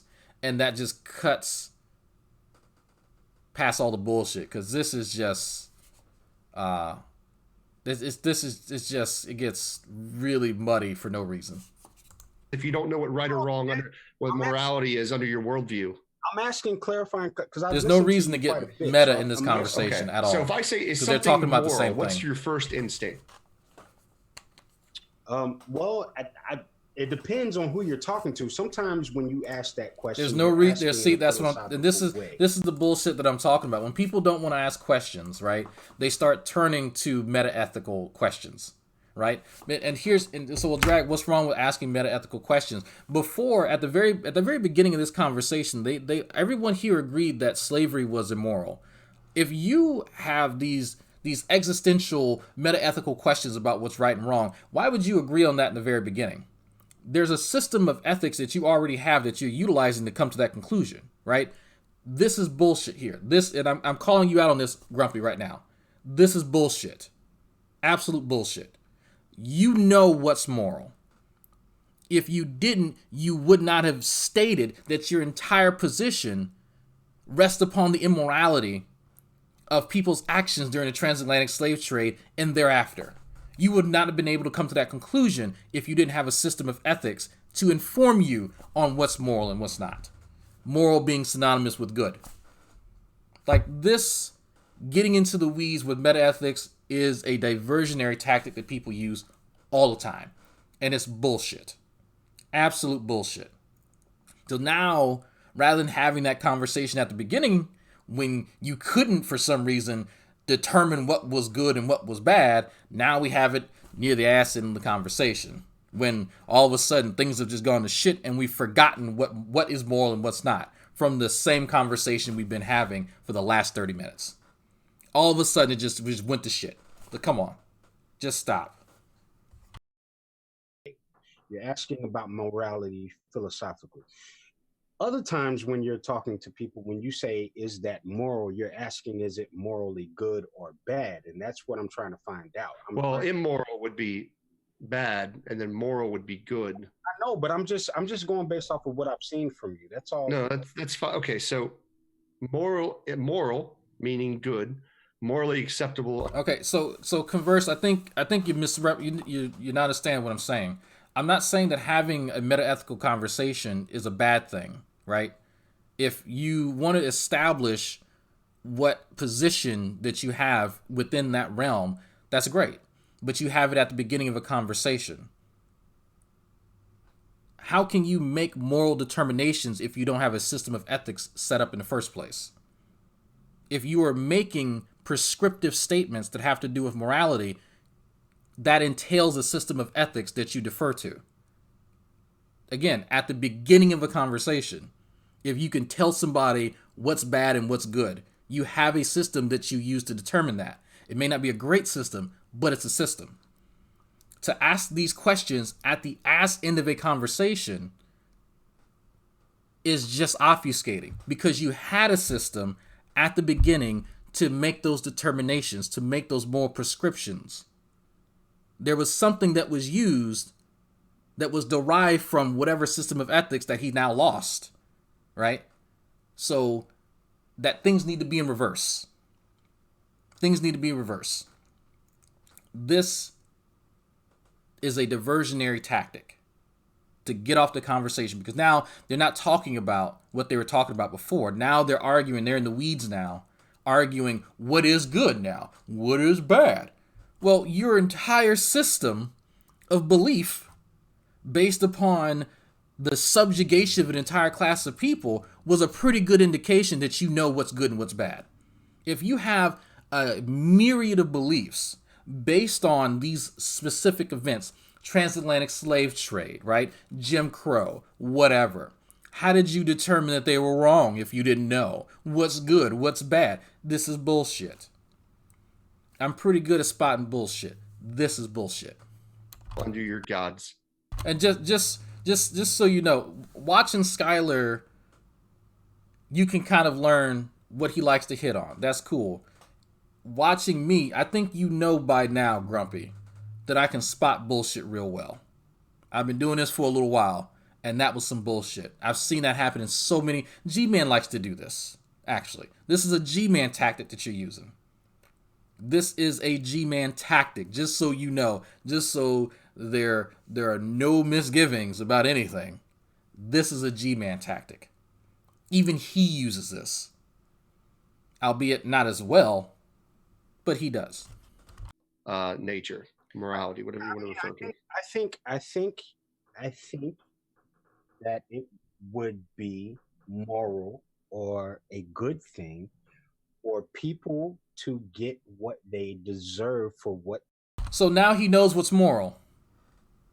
So now he knows what's moral. You don't know, G-Man. That's fine. That's like, come on. You are giving a moral prescription. Now all of a sudden you know what it is. Like, come on. So is that okay? So I'm sorry. Did I say meta ethics? No, that is normative ethics. Yes. So yeah. So no, I meant to say normative ethics. Thank you for that. That was not my question. My question was, is slavery moral? Owning people as property? Sure. Why not? No, do you actually believe that? Yeah, sure. Why not? Okay, then the white people did nothing wrong when they enslaved black people. You say it's morally good to do, and it's acceptable under God's nature. So why are we punishing these people? Well, and they just did something that was morally correct. That's a good argument. However, there are parameters to slavery, right? There are parameters to how you treat people, and there are parameters. I use the definition of owning somebody as property.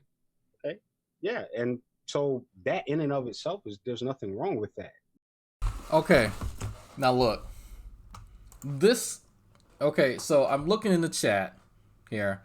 I don't agree, as you stated, maybe if as a fault of my own, the conversation got muddy, so I try to reset myself. Fair enough.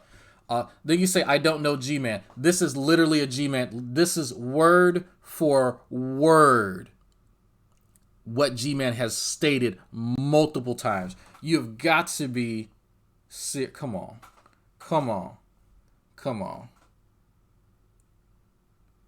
But this makes me wonder. This makes me really wonder about the mindset here. Because I'm not sure how you came across this weird section of the internet, of YouTube, without G-Man, but that's, all things are possible. This is a very interesting thing, because you verbatim repeated something that G-Man has said. And Veckel, actually. It just makes me wonder about you guys' mindset. Like, for y'all to repeat that verbatim. And I'm pretty sure the rationale is going to be the same. So, I guess, yeah, he's been saying this stuff for years. Like, and as soon as Grumpy repeated it, I was like, that's a G-Man line, word for word what G-Man says. Like, it's scary. Yeah, this person sounds like Veckel a little bit like Veckel. It's not Veckel. He sounds actually more like Jill. and has the intonations of Veckel. But yeah, no, that's what I was like. I was listening to his voice. I was like, But there's nothing wrong with owning a human being as property under your moral system. Can I ask a question? Just sort of, just to lighten this up a little bit. You're not like related to Jill, right? Because we actually had somebody super chat. Jill, Jesus is Lord. You know Jill. He might have been on the show. You might have seen him. I mean, I've heard you mention that name, but I don't. You have similar diction. Maybe from the same part of the country, possibly. Where are you from, man? What part of the country are you from? You in the U.S.? I'm from Texas, man. Texas. You're far more articulate. So in this case, a G-man argument is the same thing as saying that it's lame. If it's an ad hominem to say that something's lame, then it's an ad hominem to say it's G-man. They're synonymous. Articulate. I want to be really careful how I said. Yeah, you're much more articulate than he is. But there's something similar about maybe your cadence. I don't know. But Skylar actually texted me when you first came on and said, "Is this Jill?" I have no idea who you guys are talking. I mean, I think I've heard that name before when you guys have been on. Yeah, see, he sounds a lot like Jill. That's like it's people picked up on Veckel because of the way that he raises and lowers his pitch, but the voice itself sounds a lot like Jill, an extremely lot like Jill. But I am not whoever that person is. I am Grumpy Knuckles. I am Ellie. I am me. Roger that. All right, so we'll go back to my question then. Sorry. All right, so let's say because obviously the form of slavery to the Bible, you had people that were owned as property and they would work for their masters. Sure. Christians will argue that they didn't beat their slaves. We'll just say they didn't. Not all American slave owners beat their slaves. Obviously, a lot of them did. We have plenty of evidence of that. Oh, well, yeah, absolutely. I've never denied that they didn't beat their slaves. But your point is you're saying, okay, so owning people's property is moral, yet God's going to punish white people for owning people as property. That you just claimed as moral. It's not as simplistic as that, because the frustration or the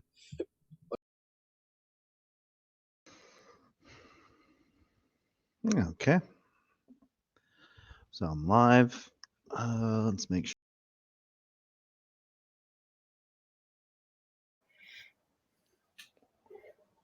Yeah.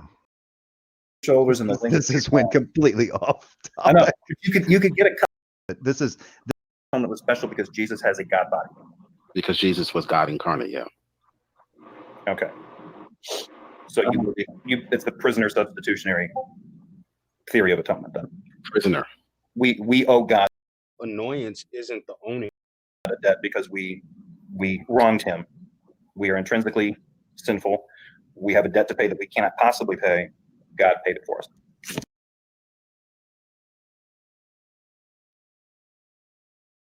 Slaves.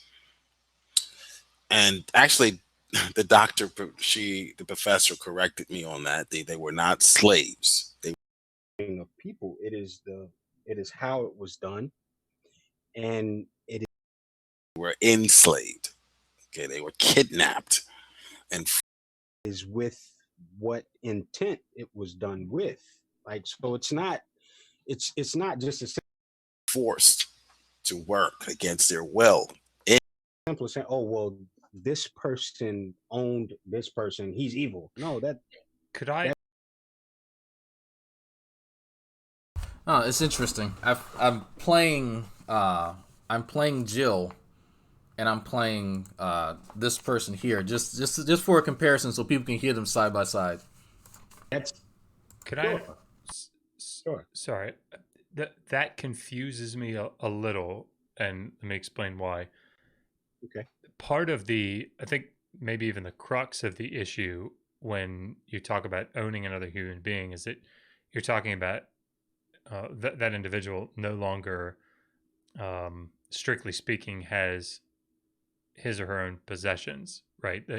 That the work that is produced, the output that individual produces, is owned by the master.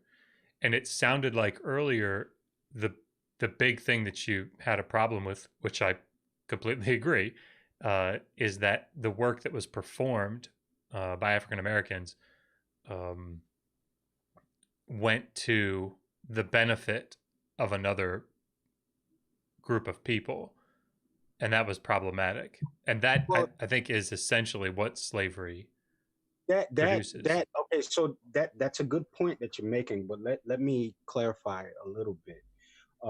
So it's not just simply the work that was done or anything like that, because to reach back to what Skylar had mentioned, um, he's simply addressing the fact of owning a person, right? Like that.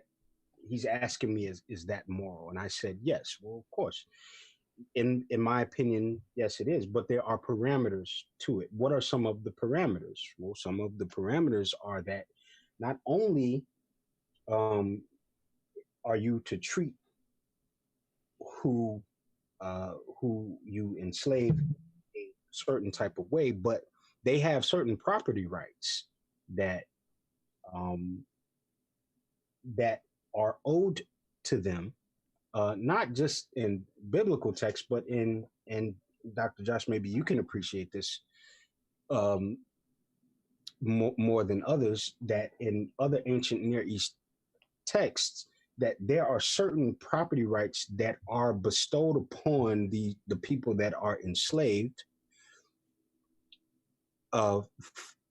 from the enslavers. So when that's not the case, I mean, even as far as like, let's just take something as simple as breaking up a family, right? Like um, we know that in ancient Near East texts, not only the Bible, but in ancient Near East texts, that they made it a point to keep those families together. And if the families were pulled apart, it was due to some type of punishment or whatever the case may be. But for the most part, they kept those families together for lack of a better term, morale purposes. Was not really a morale situation, but let's just say for lack of a better term, they kept that for morale purposes to make sure that their slaves were um, in good, had a good mind on their head, and that they were happy in the sense that they had their family there with them. Well, just something as simple as that, like that simplicity of violating what a slave owner should do to his slave is enough for me to say that, particularly in American slavery, that they grossly violated what it means to be a slave owner. Man, I'm not particularly even upset that they own slaves.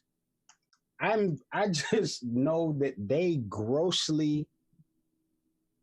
There's a good documentary actually that I just watched from the BBC. It's called "Racism: A History" from the BBC. Very good documentary, man. You guys should watch it. It's free. Just go and watch it. It's not long at all.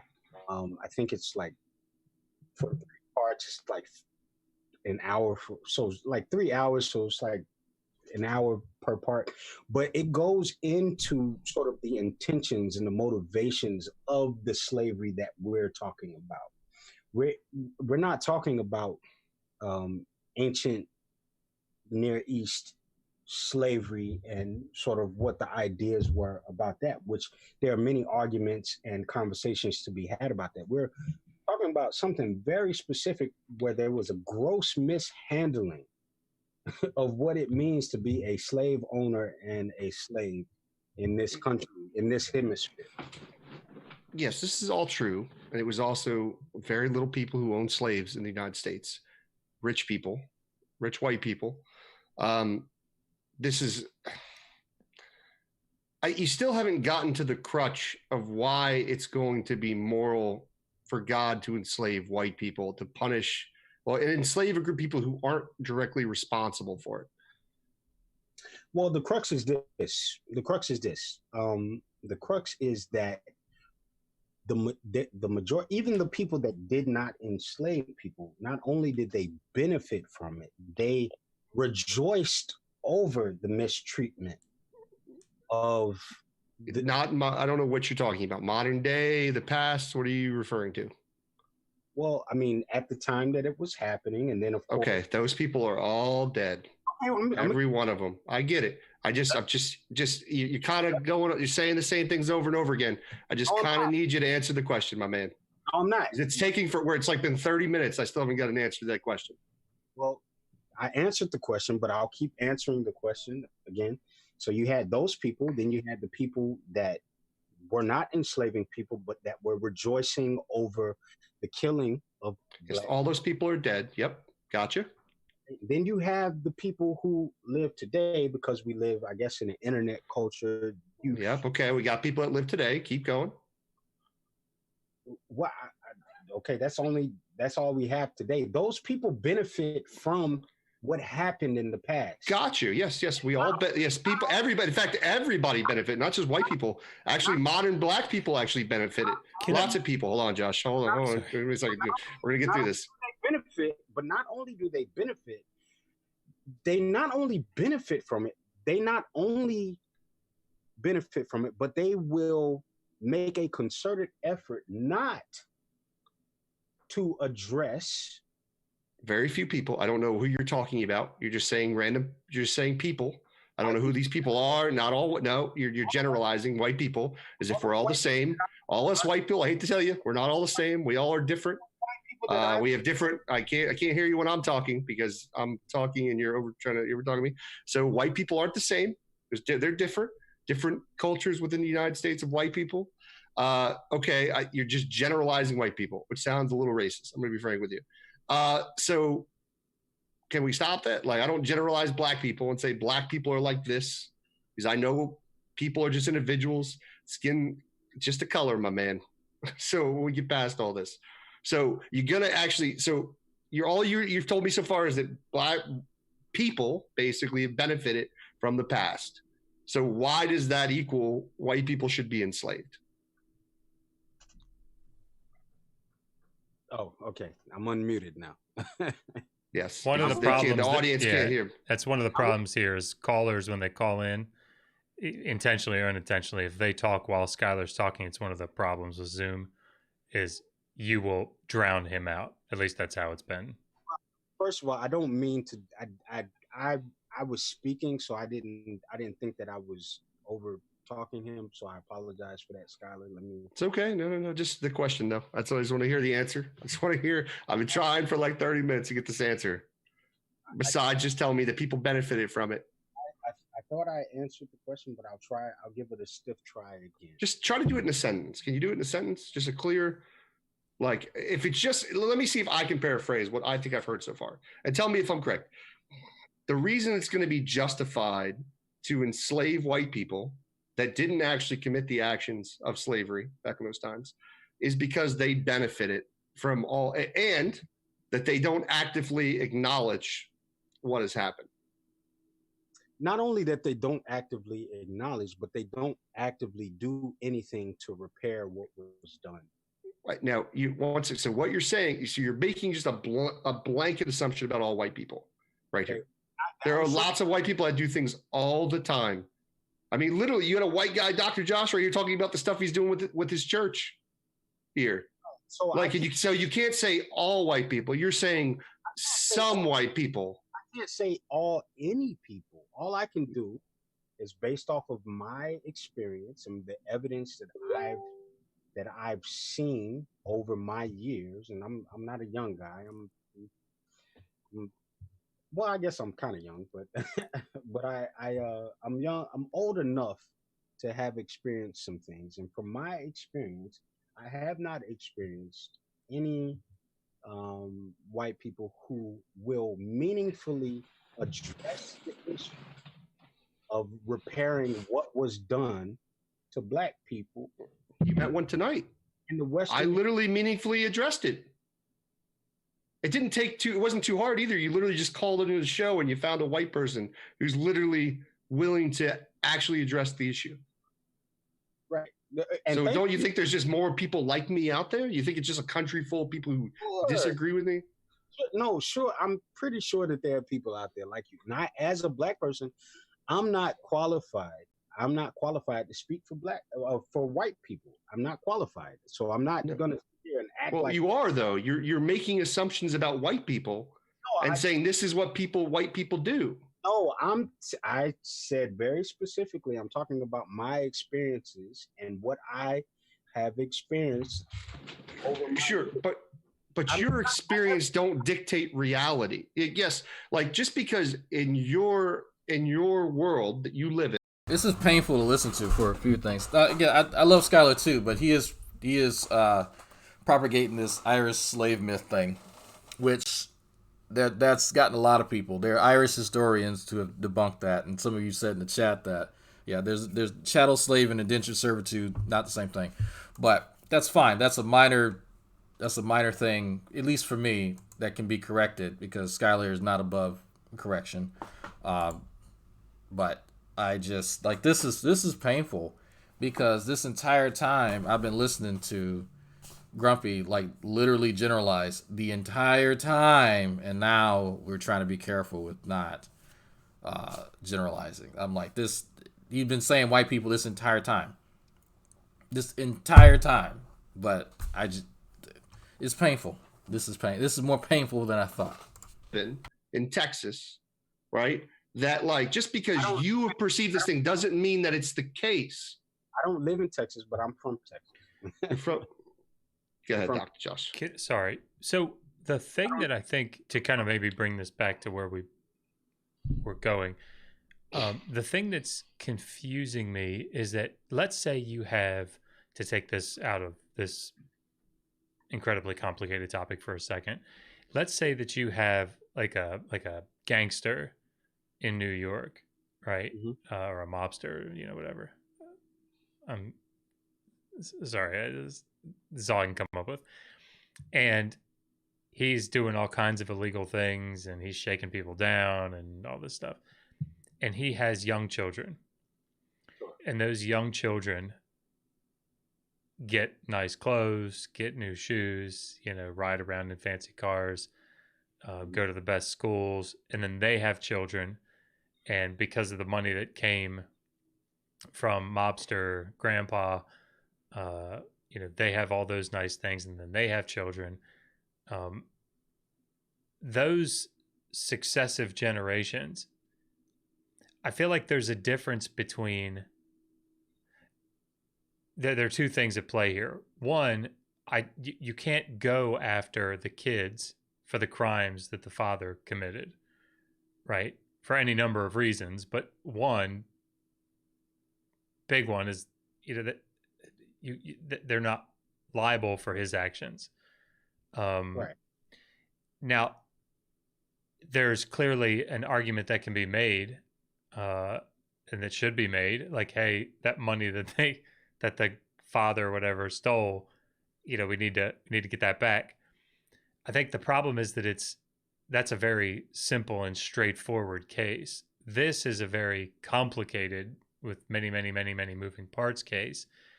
And I think and this is sort of why I was saying the experience that I have had trying to convince people that there is a problem. It's not, I don't have to convince them necessarily because they know there's a problem and they're fighting it. I think it's genuinely the people that I've interacted with. I mean, I think they genuinely either don't know or don't think there's an issue.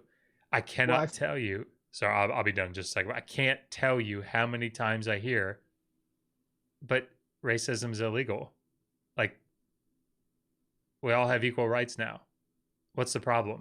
It's like I think that's part of the hard question that Skylar's asking. Why do these people deserve this, right? Like, what exactly is it that is deserving of these people that had nothing to do with slavery as we know it. And I think it's a very good question. But as you stated, Dr. Josh, it's complex, and part of it, I think, I've mentioned, and maybe some other time, Skylar, if you would ever have me, please, we could talk. I'll fix my camera out so you see my freckle face. Is that it is complex, but it's complex in the sense of there are people who benefit from the brutality of a people and will not acknowledge it. They simply will not acknowledge it. Not only will they not acknowledge it, they will become indignant when it seems as though someone is saying that a particular group of people is owed when this country has a precedent of actually repairing groups of people for wrongs that have been done to them. I mean, we can go as okay, dude. Okay, this is like I don't mean to sound rude, but it's kind of rambling. Like you just articulate it in a sense or two. Is it just because basically the reason why people have to be enslaved is because they don't recognize white supremacy and for what their ancestors done? Is that a clear enough answer that I can get from you? Yeah, a clear answer is yes, but that's not the only part of the answer. Yes, there's a lot. It all has to do with the past, basically. And then, but you will admit that innocent white people who don't necessarily do those things, will be enslaved. Your all-loving, generous, kind God is going to just enslave people for punishment. I don't have any evidence that my God is all-loving. I have no evidence of that. You don't believe that God is love in the Bible? Well, that's painful. But I have no evidence that he's sure the Bible says God. You know why? Another reason why I don't care for religion. Here you go, folks. But that's not all he is. I mean, I'm pretty sure that's not all he is. Well, I mean, he's contradictory. But the thing is, he's a lot like a mob boss, is the way I look at him. I mean, this is a guy who...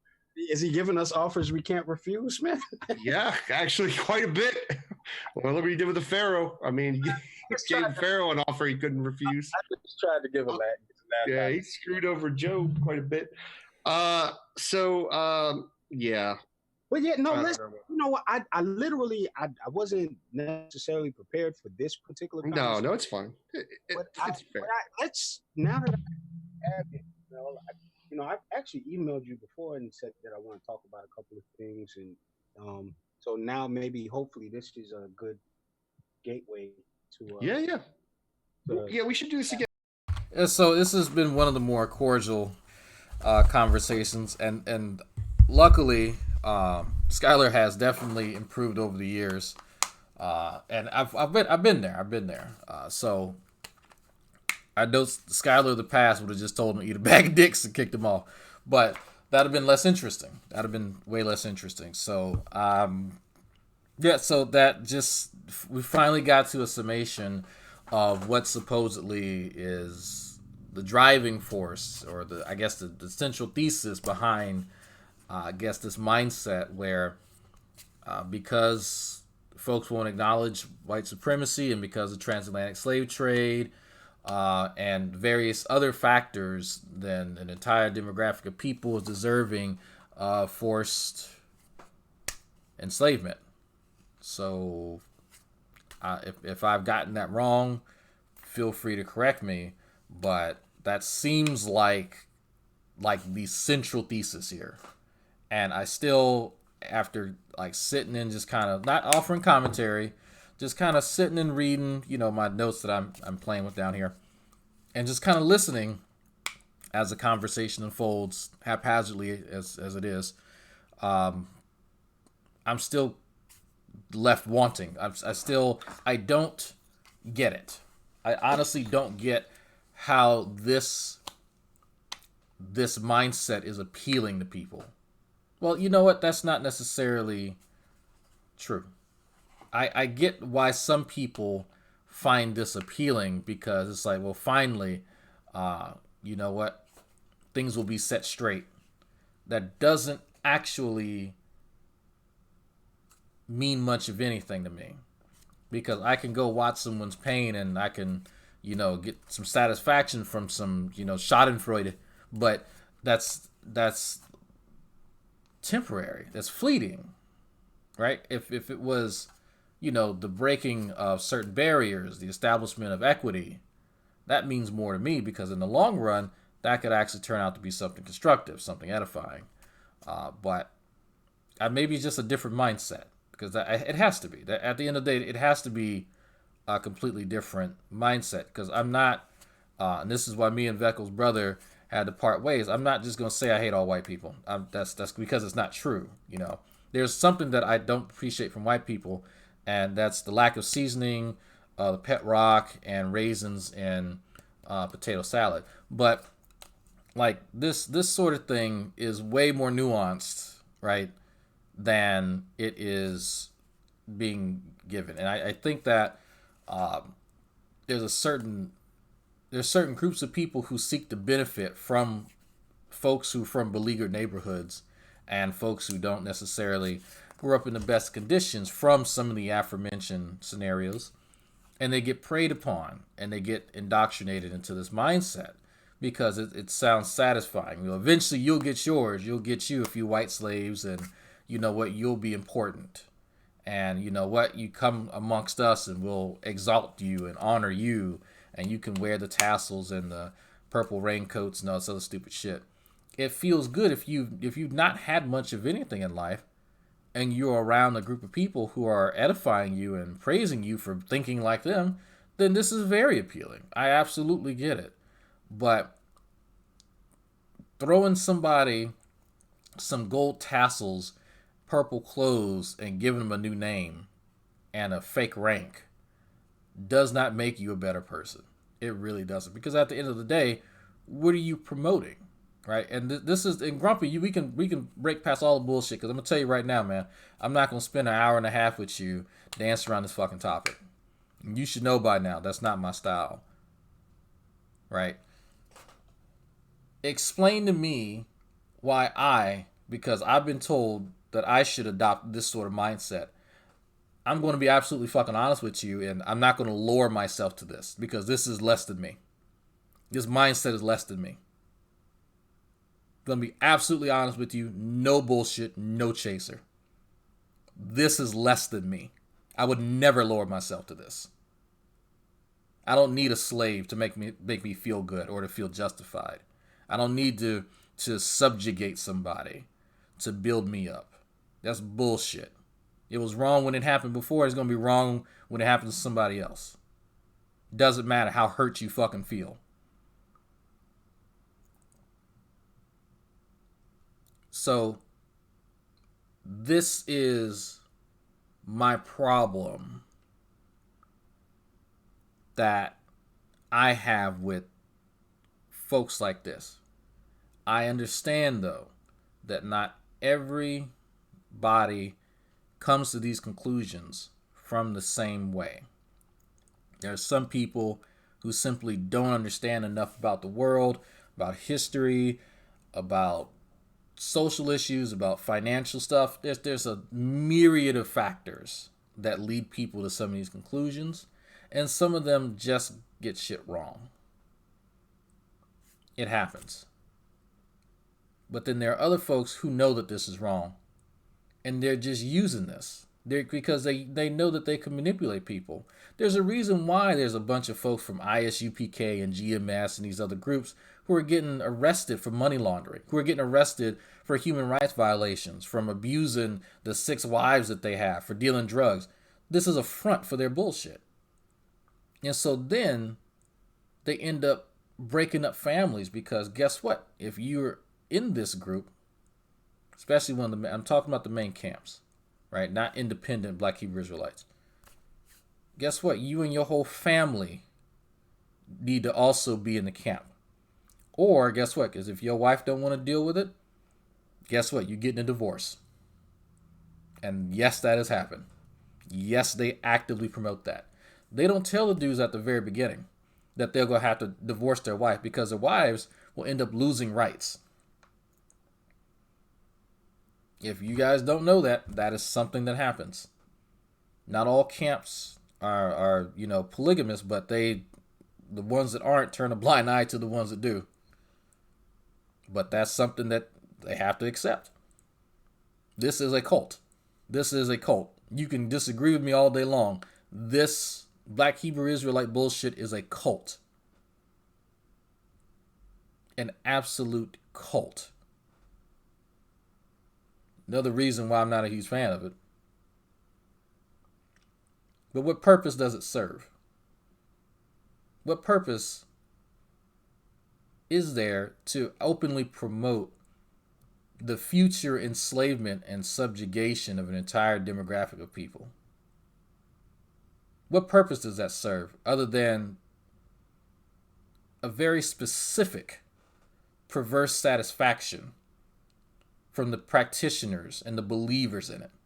That's all. It's a self-serving mentality. And you can't tell me it's not.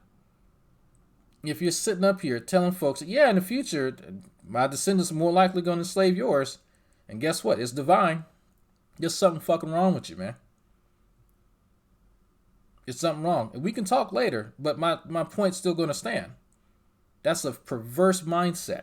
You can claim it's divine all day long. You can claim that it comes from the gods. You can claim that society deems that it came from a crystal ball. It's still messed up. It's still messed up. You have a choice whether or not to accept this stuff. You make an active decision on whether to keep perpetuating the nonsense. We all have that choice. If you're grown, of somewhat sound mind, you have the option. I think it's fucked up. It's sad, honestly. But again, I'm not a fan of these groups. I'm not even a fan of being amongst groups of atheists, honestly. Because then bad shit like this happens. Bad shit like accepting the notion that in the future you're going to be able to just put a bunch of folks under your heel. I didn't say it's like revenge is only reserved for white folks. But what is that going to do? What is that? Because if it's like, okay, I'm just going to subjugate a whole group of people, what's supposed to happen after that? Like that? Okay, maybe for me, I don't get the point. Cool.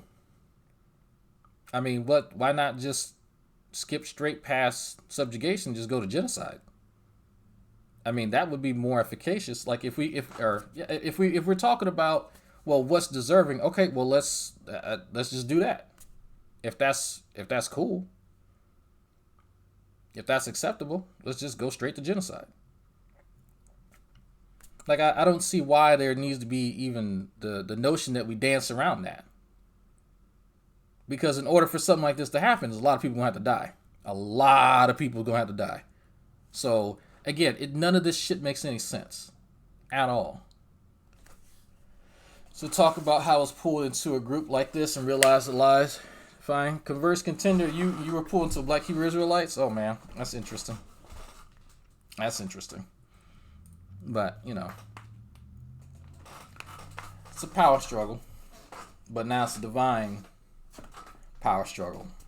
The God deems it so. That sort of thing doesn't appeal to me. I don't find subjugation appealing. I mean, you can feel a certain way about it, but those feelings turn into real thoughts and notions and action. There are people who are now advocating for it. That's my issue. Sure, I can say, you know what? It's time to get some recompense. Let's do it. Well, if I'm going to go there mentally, why not take the second step and just say, let's exact that revenge. But you know what? Let's not even stop with enslavement. Just to make sure it does not happen again, let's go ahead and go. Let's full bore slaughter, genocide. Let's go ahead and go there. Because if the problem is that there needs to be some type of retribution, if that needs to be done, if the notion comes from this sense of revenge, thinking about revenge isn't enough. That's never enough to think about revenge.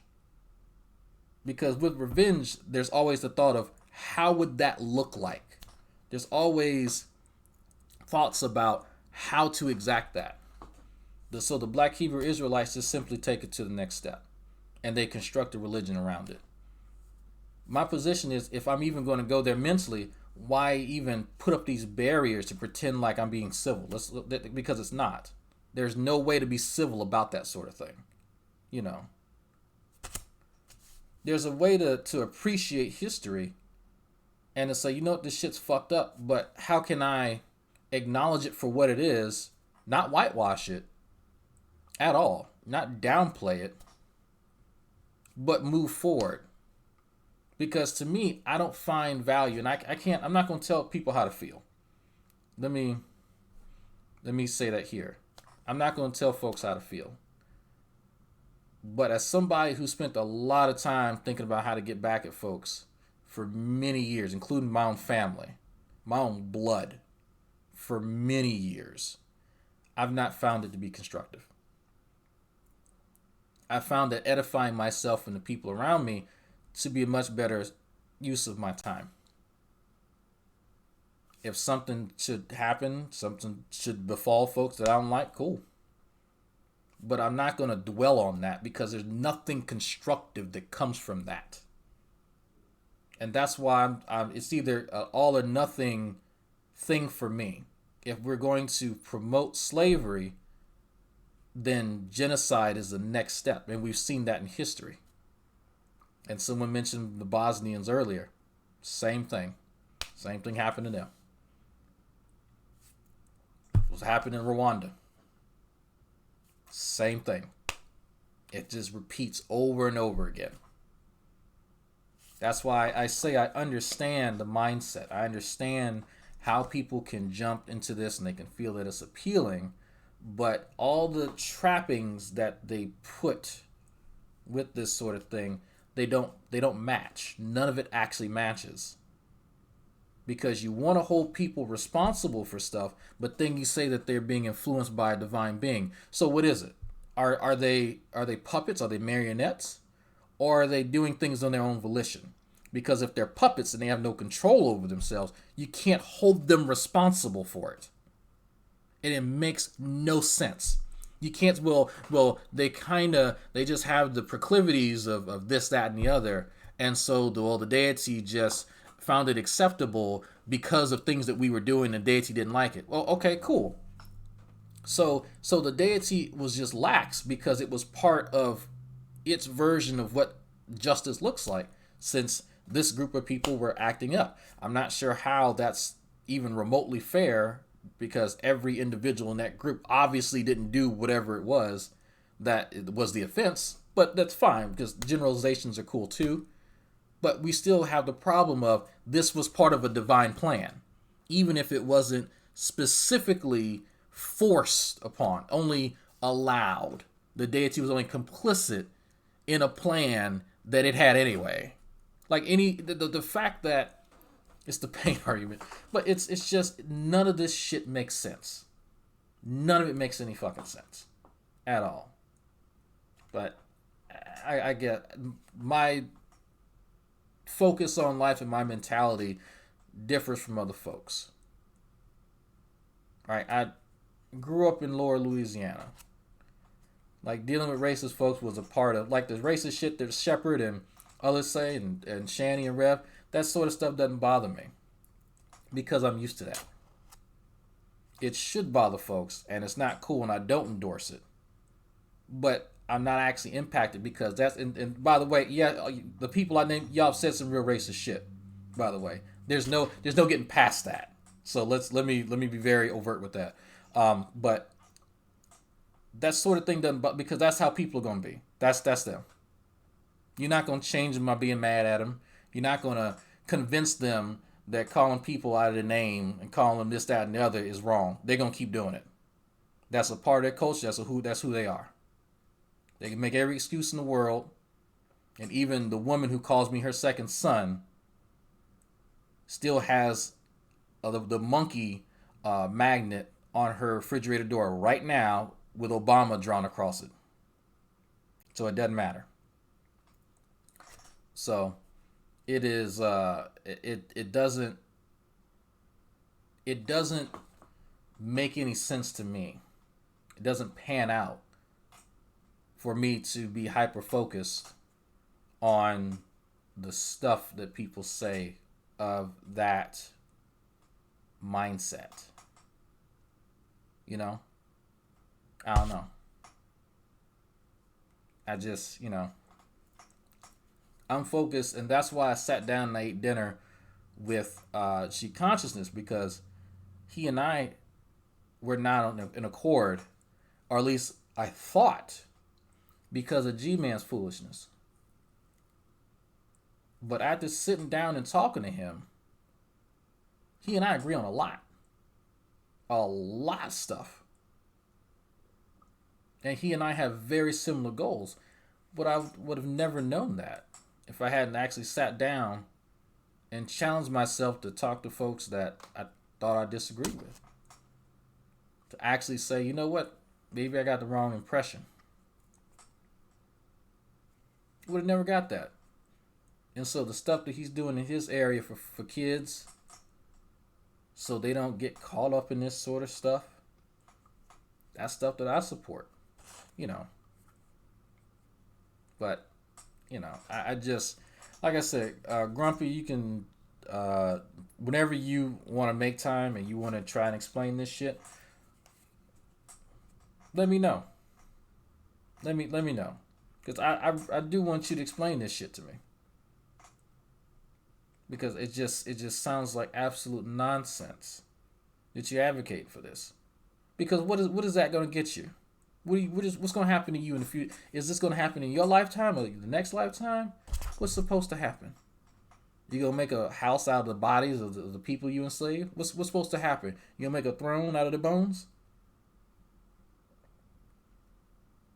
You gonna become immortal from drinking their blood? What type of satisfaction you getting from this? Other than the sheer thought that, well, you know what? I'll have people beneath me. Well, you can do that now. Without all the silly clothes and the God belief, but okay. I don't get it. But it just may be a different mindset. And again, I know there's other Black Hebrew Israelites that actually watch my shit. If one of y'all want to explain this to me too, please.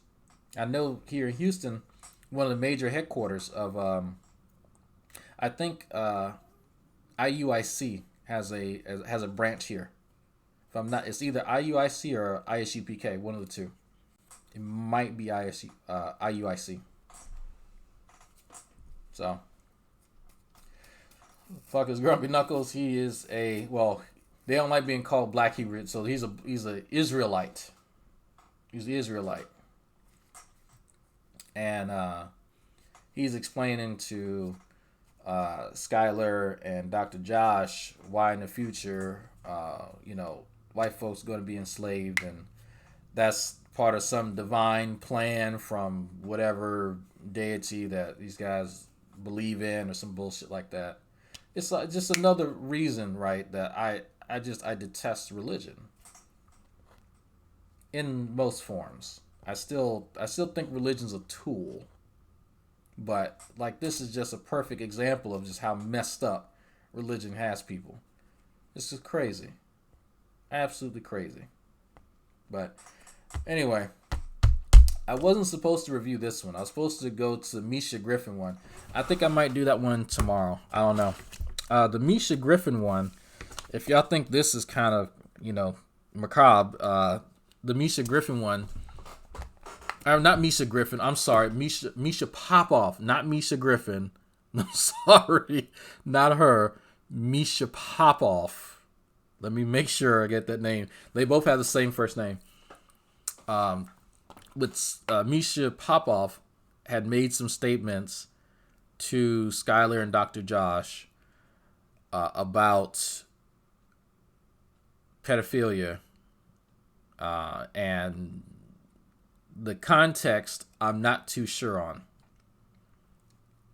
And it came across to them and some others as though he was not necessarily complicit in it, but his attitude towards it was lacking. We'll say that. And lacking in the sense of there wasn't just kind of an overt aversion towards it. And I don't want to misrepresent him because that is a fairly serious topic. But I've heard from several people that he is well known for downplaying pedophilia in certain instances. So I'm trying to figure out what exactly, because again, I watched like the beginning portions of it, and because I end up like when they go live is late, so I end up doing something. So I started this one when it was like, because again, you could see me in the chat, but I never finished it, and so I'm glad I did. But yeah, I've heard from quite a few people that Mr. Popoff is quite creepy. So that one's going to be very painful, but we're going to do it. If you've not already, look in the description and go and subscribe to Skylar Fiction. If you don't agree, you agree with him, you don't agree with him, go challenge him. One of the things I like about Skylar is that he has no problem admitting when he's wrong on shit at all. So he's a big enough boy to admit that, you know what, you may not know a whole lot about, X, Y, and Z topics. So again, the link is below. Hit that subscribe button. So that's going to be it, folks. I'll probably start getting ready. Yeah. No. Concentrate on your forklift. That's more important. We'll talk later. We'll talk later, man. Because this mindset I do not get. I don't think you're a bad guy, and I understand how people can come to wrong stuff all the time. But I think you just asked out on this one. You're just wrong. But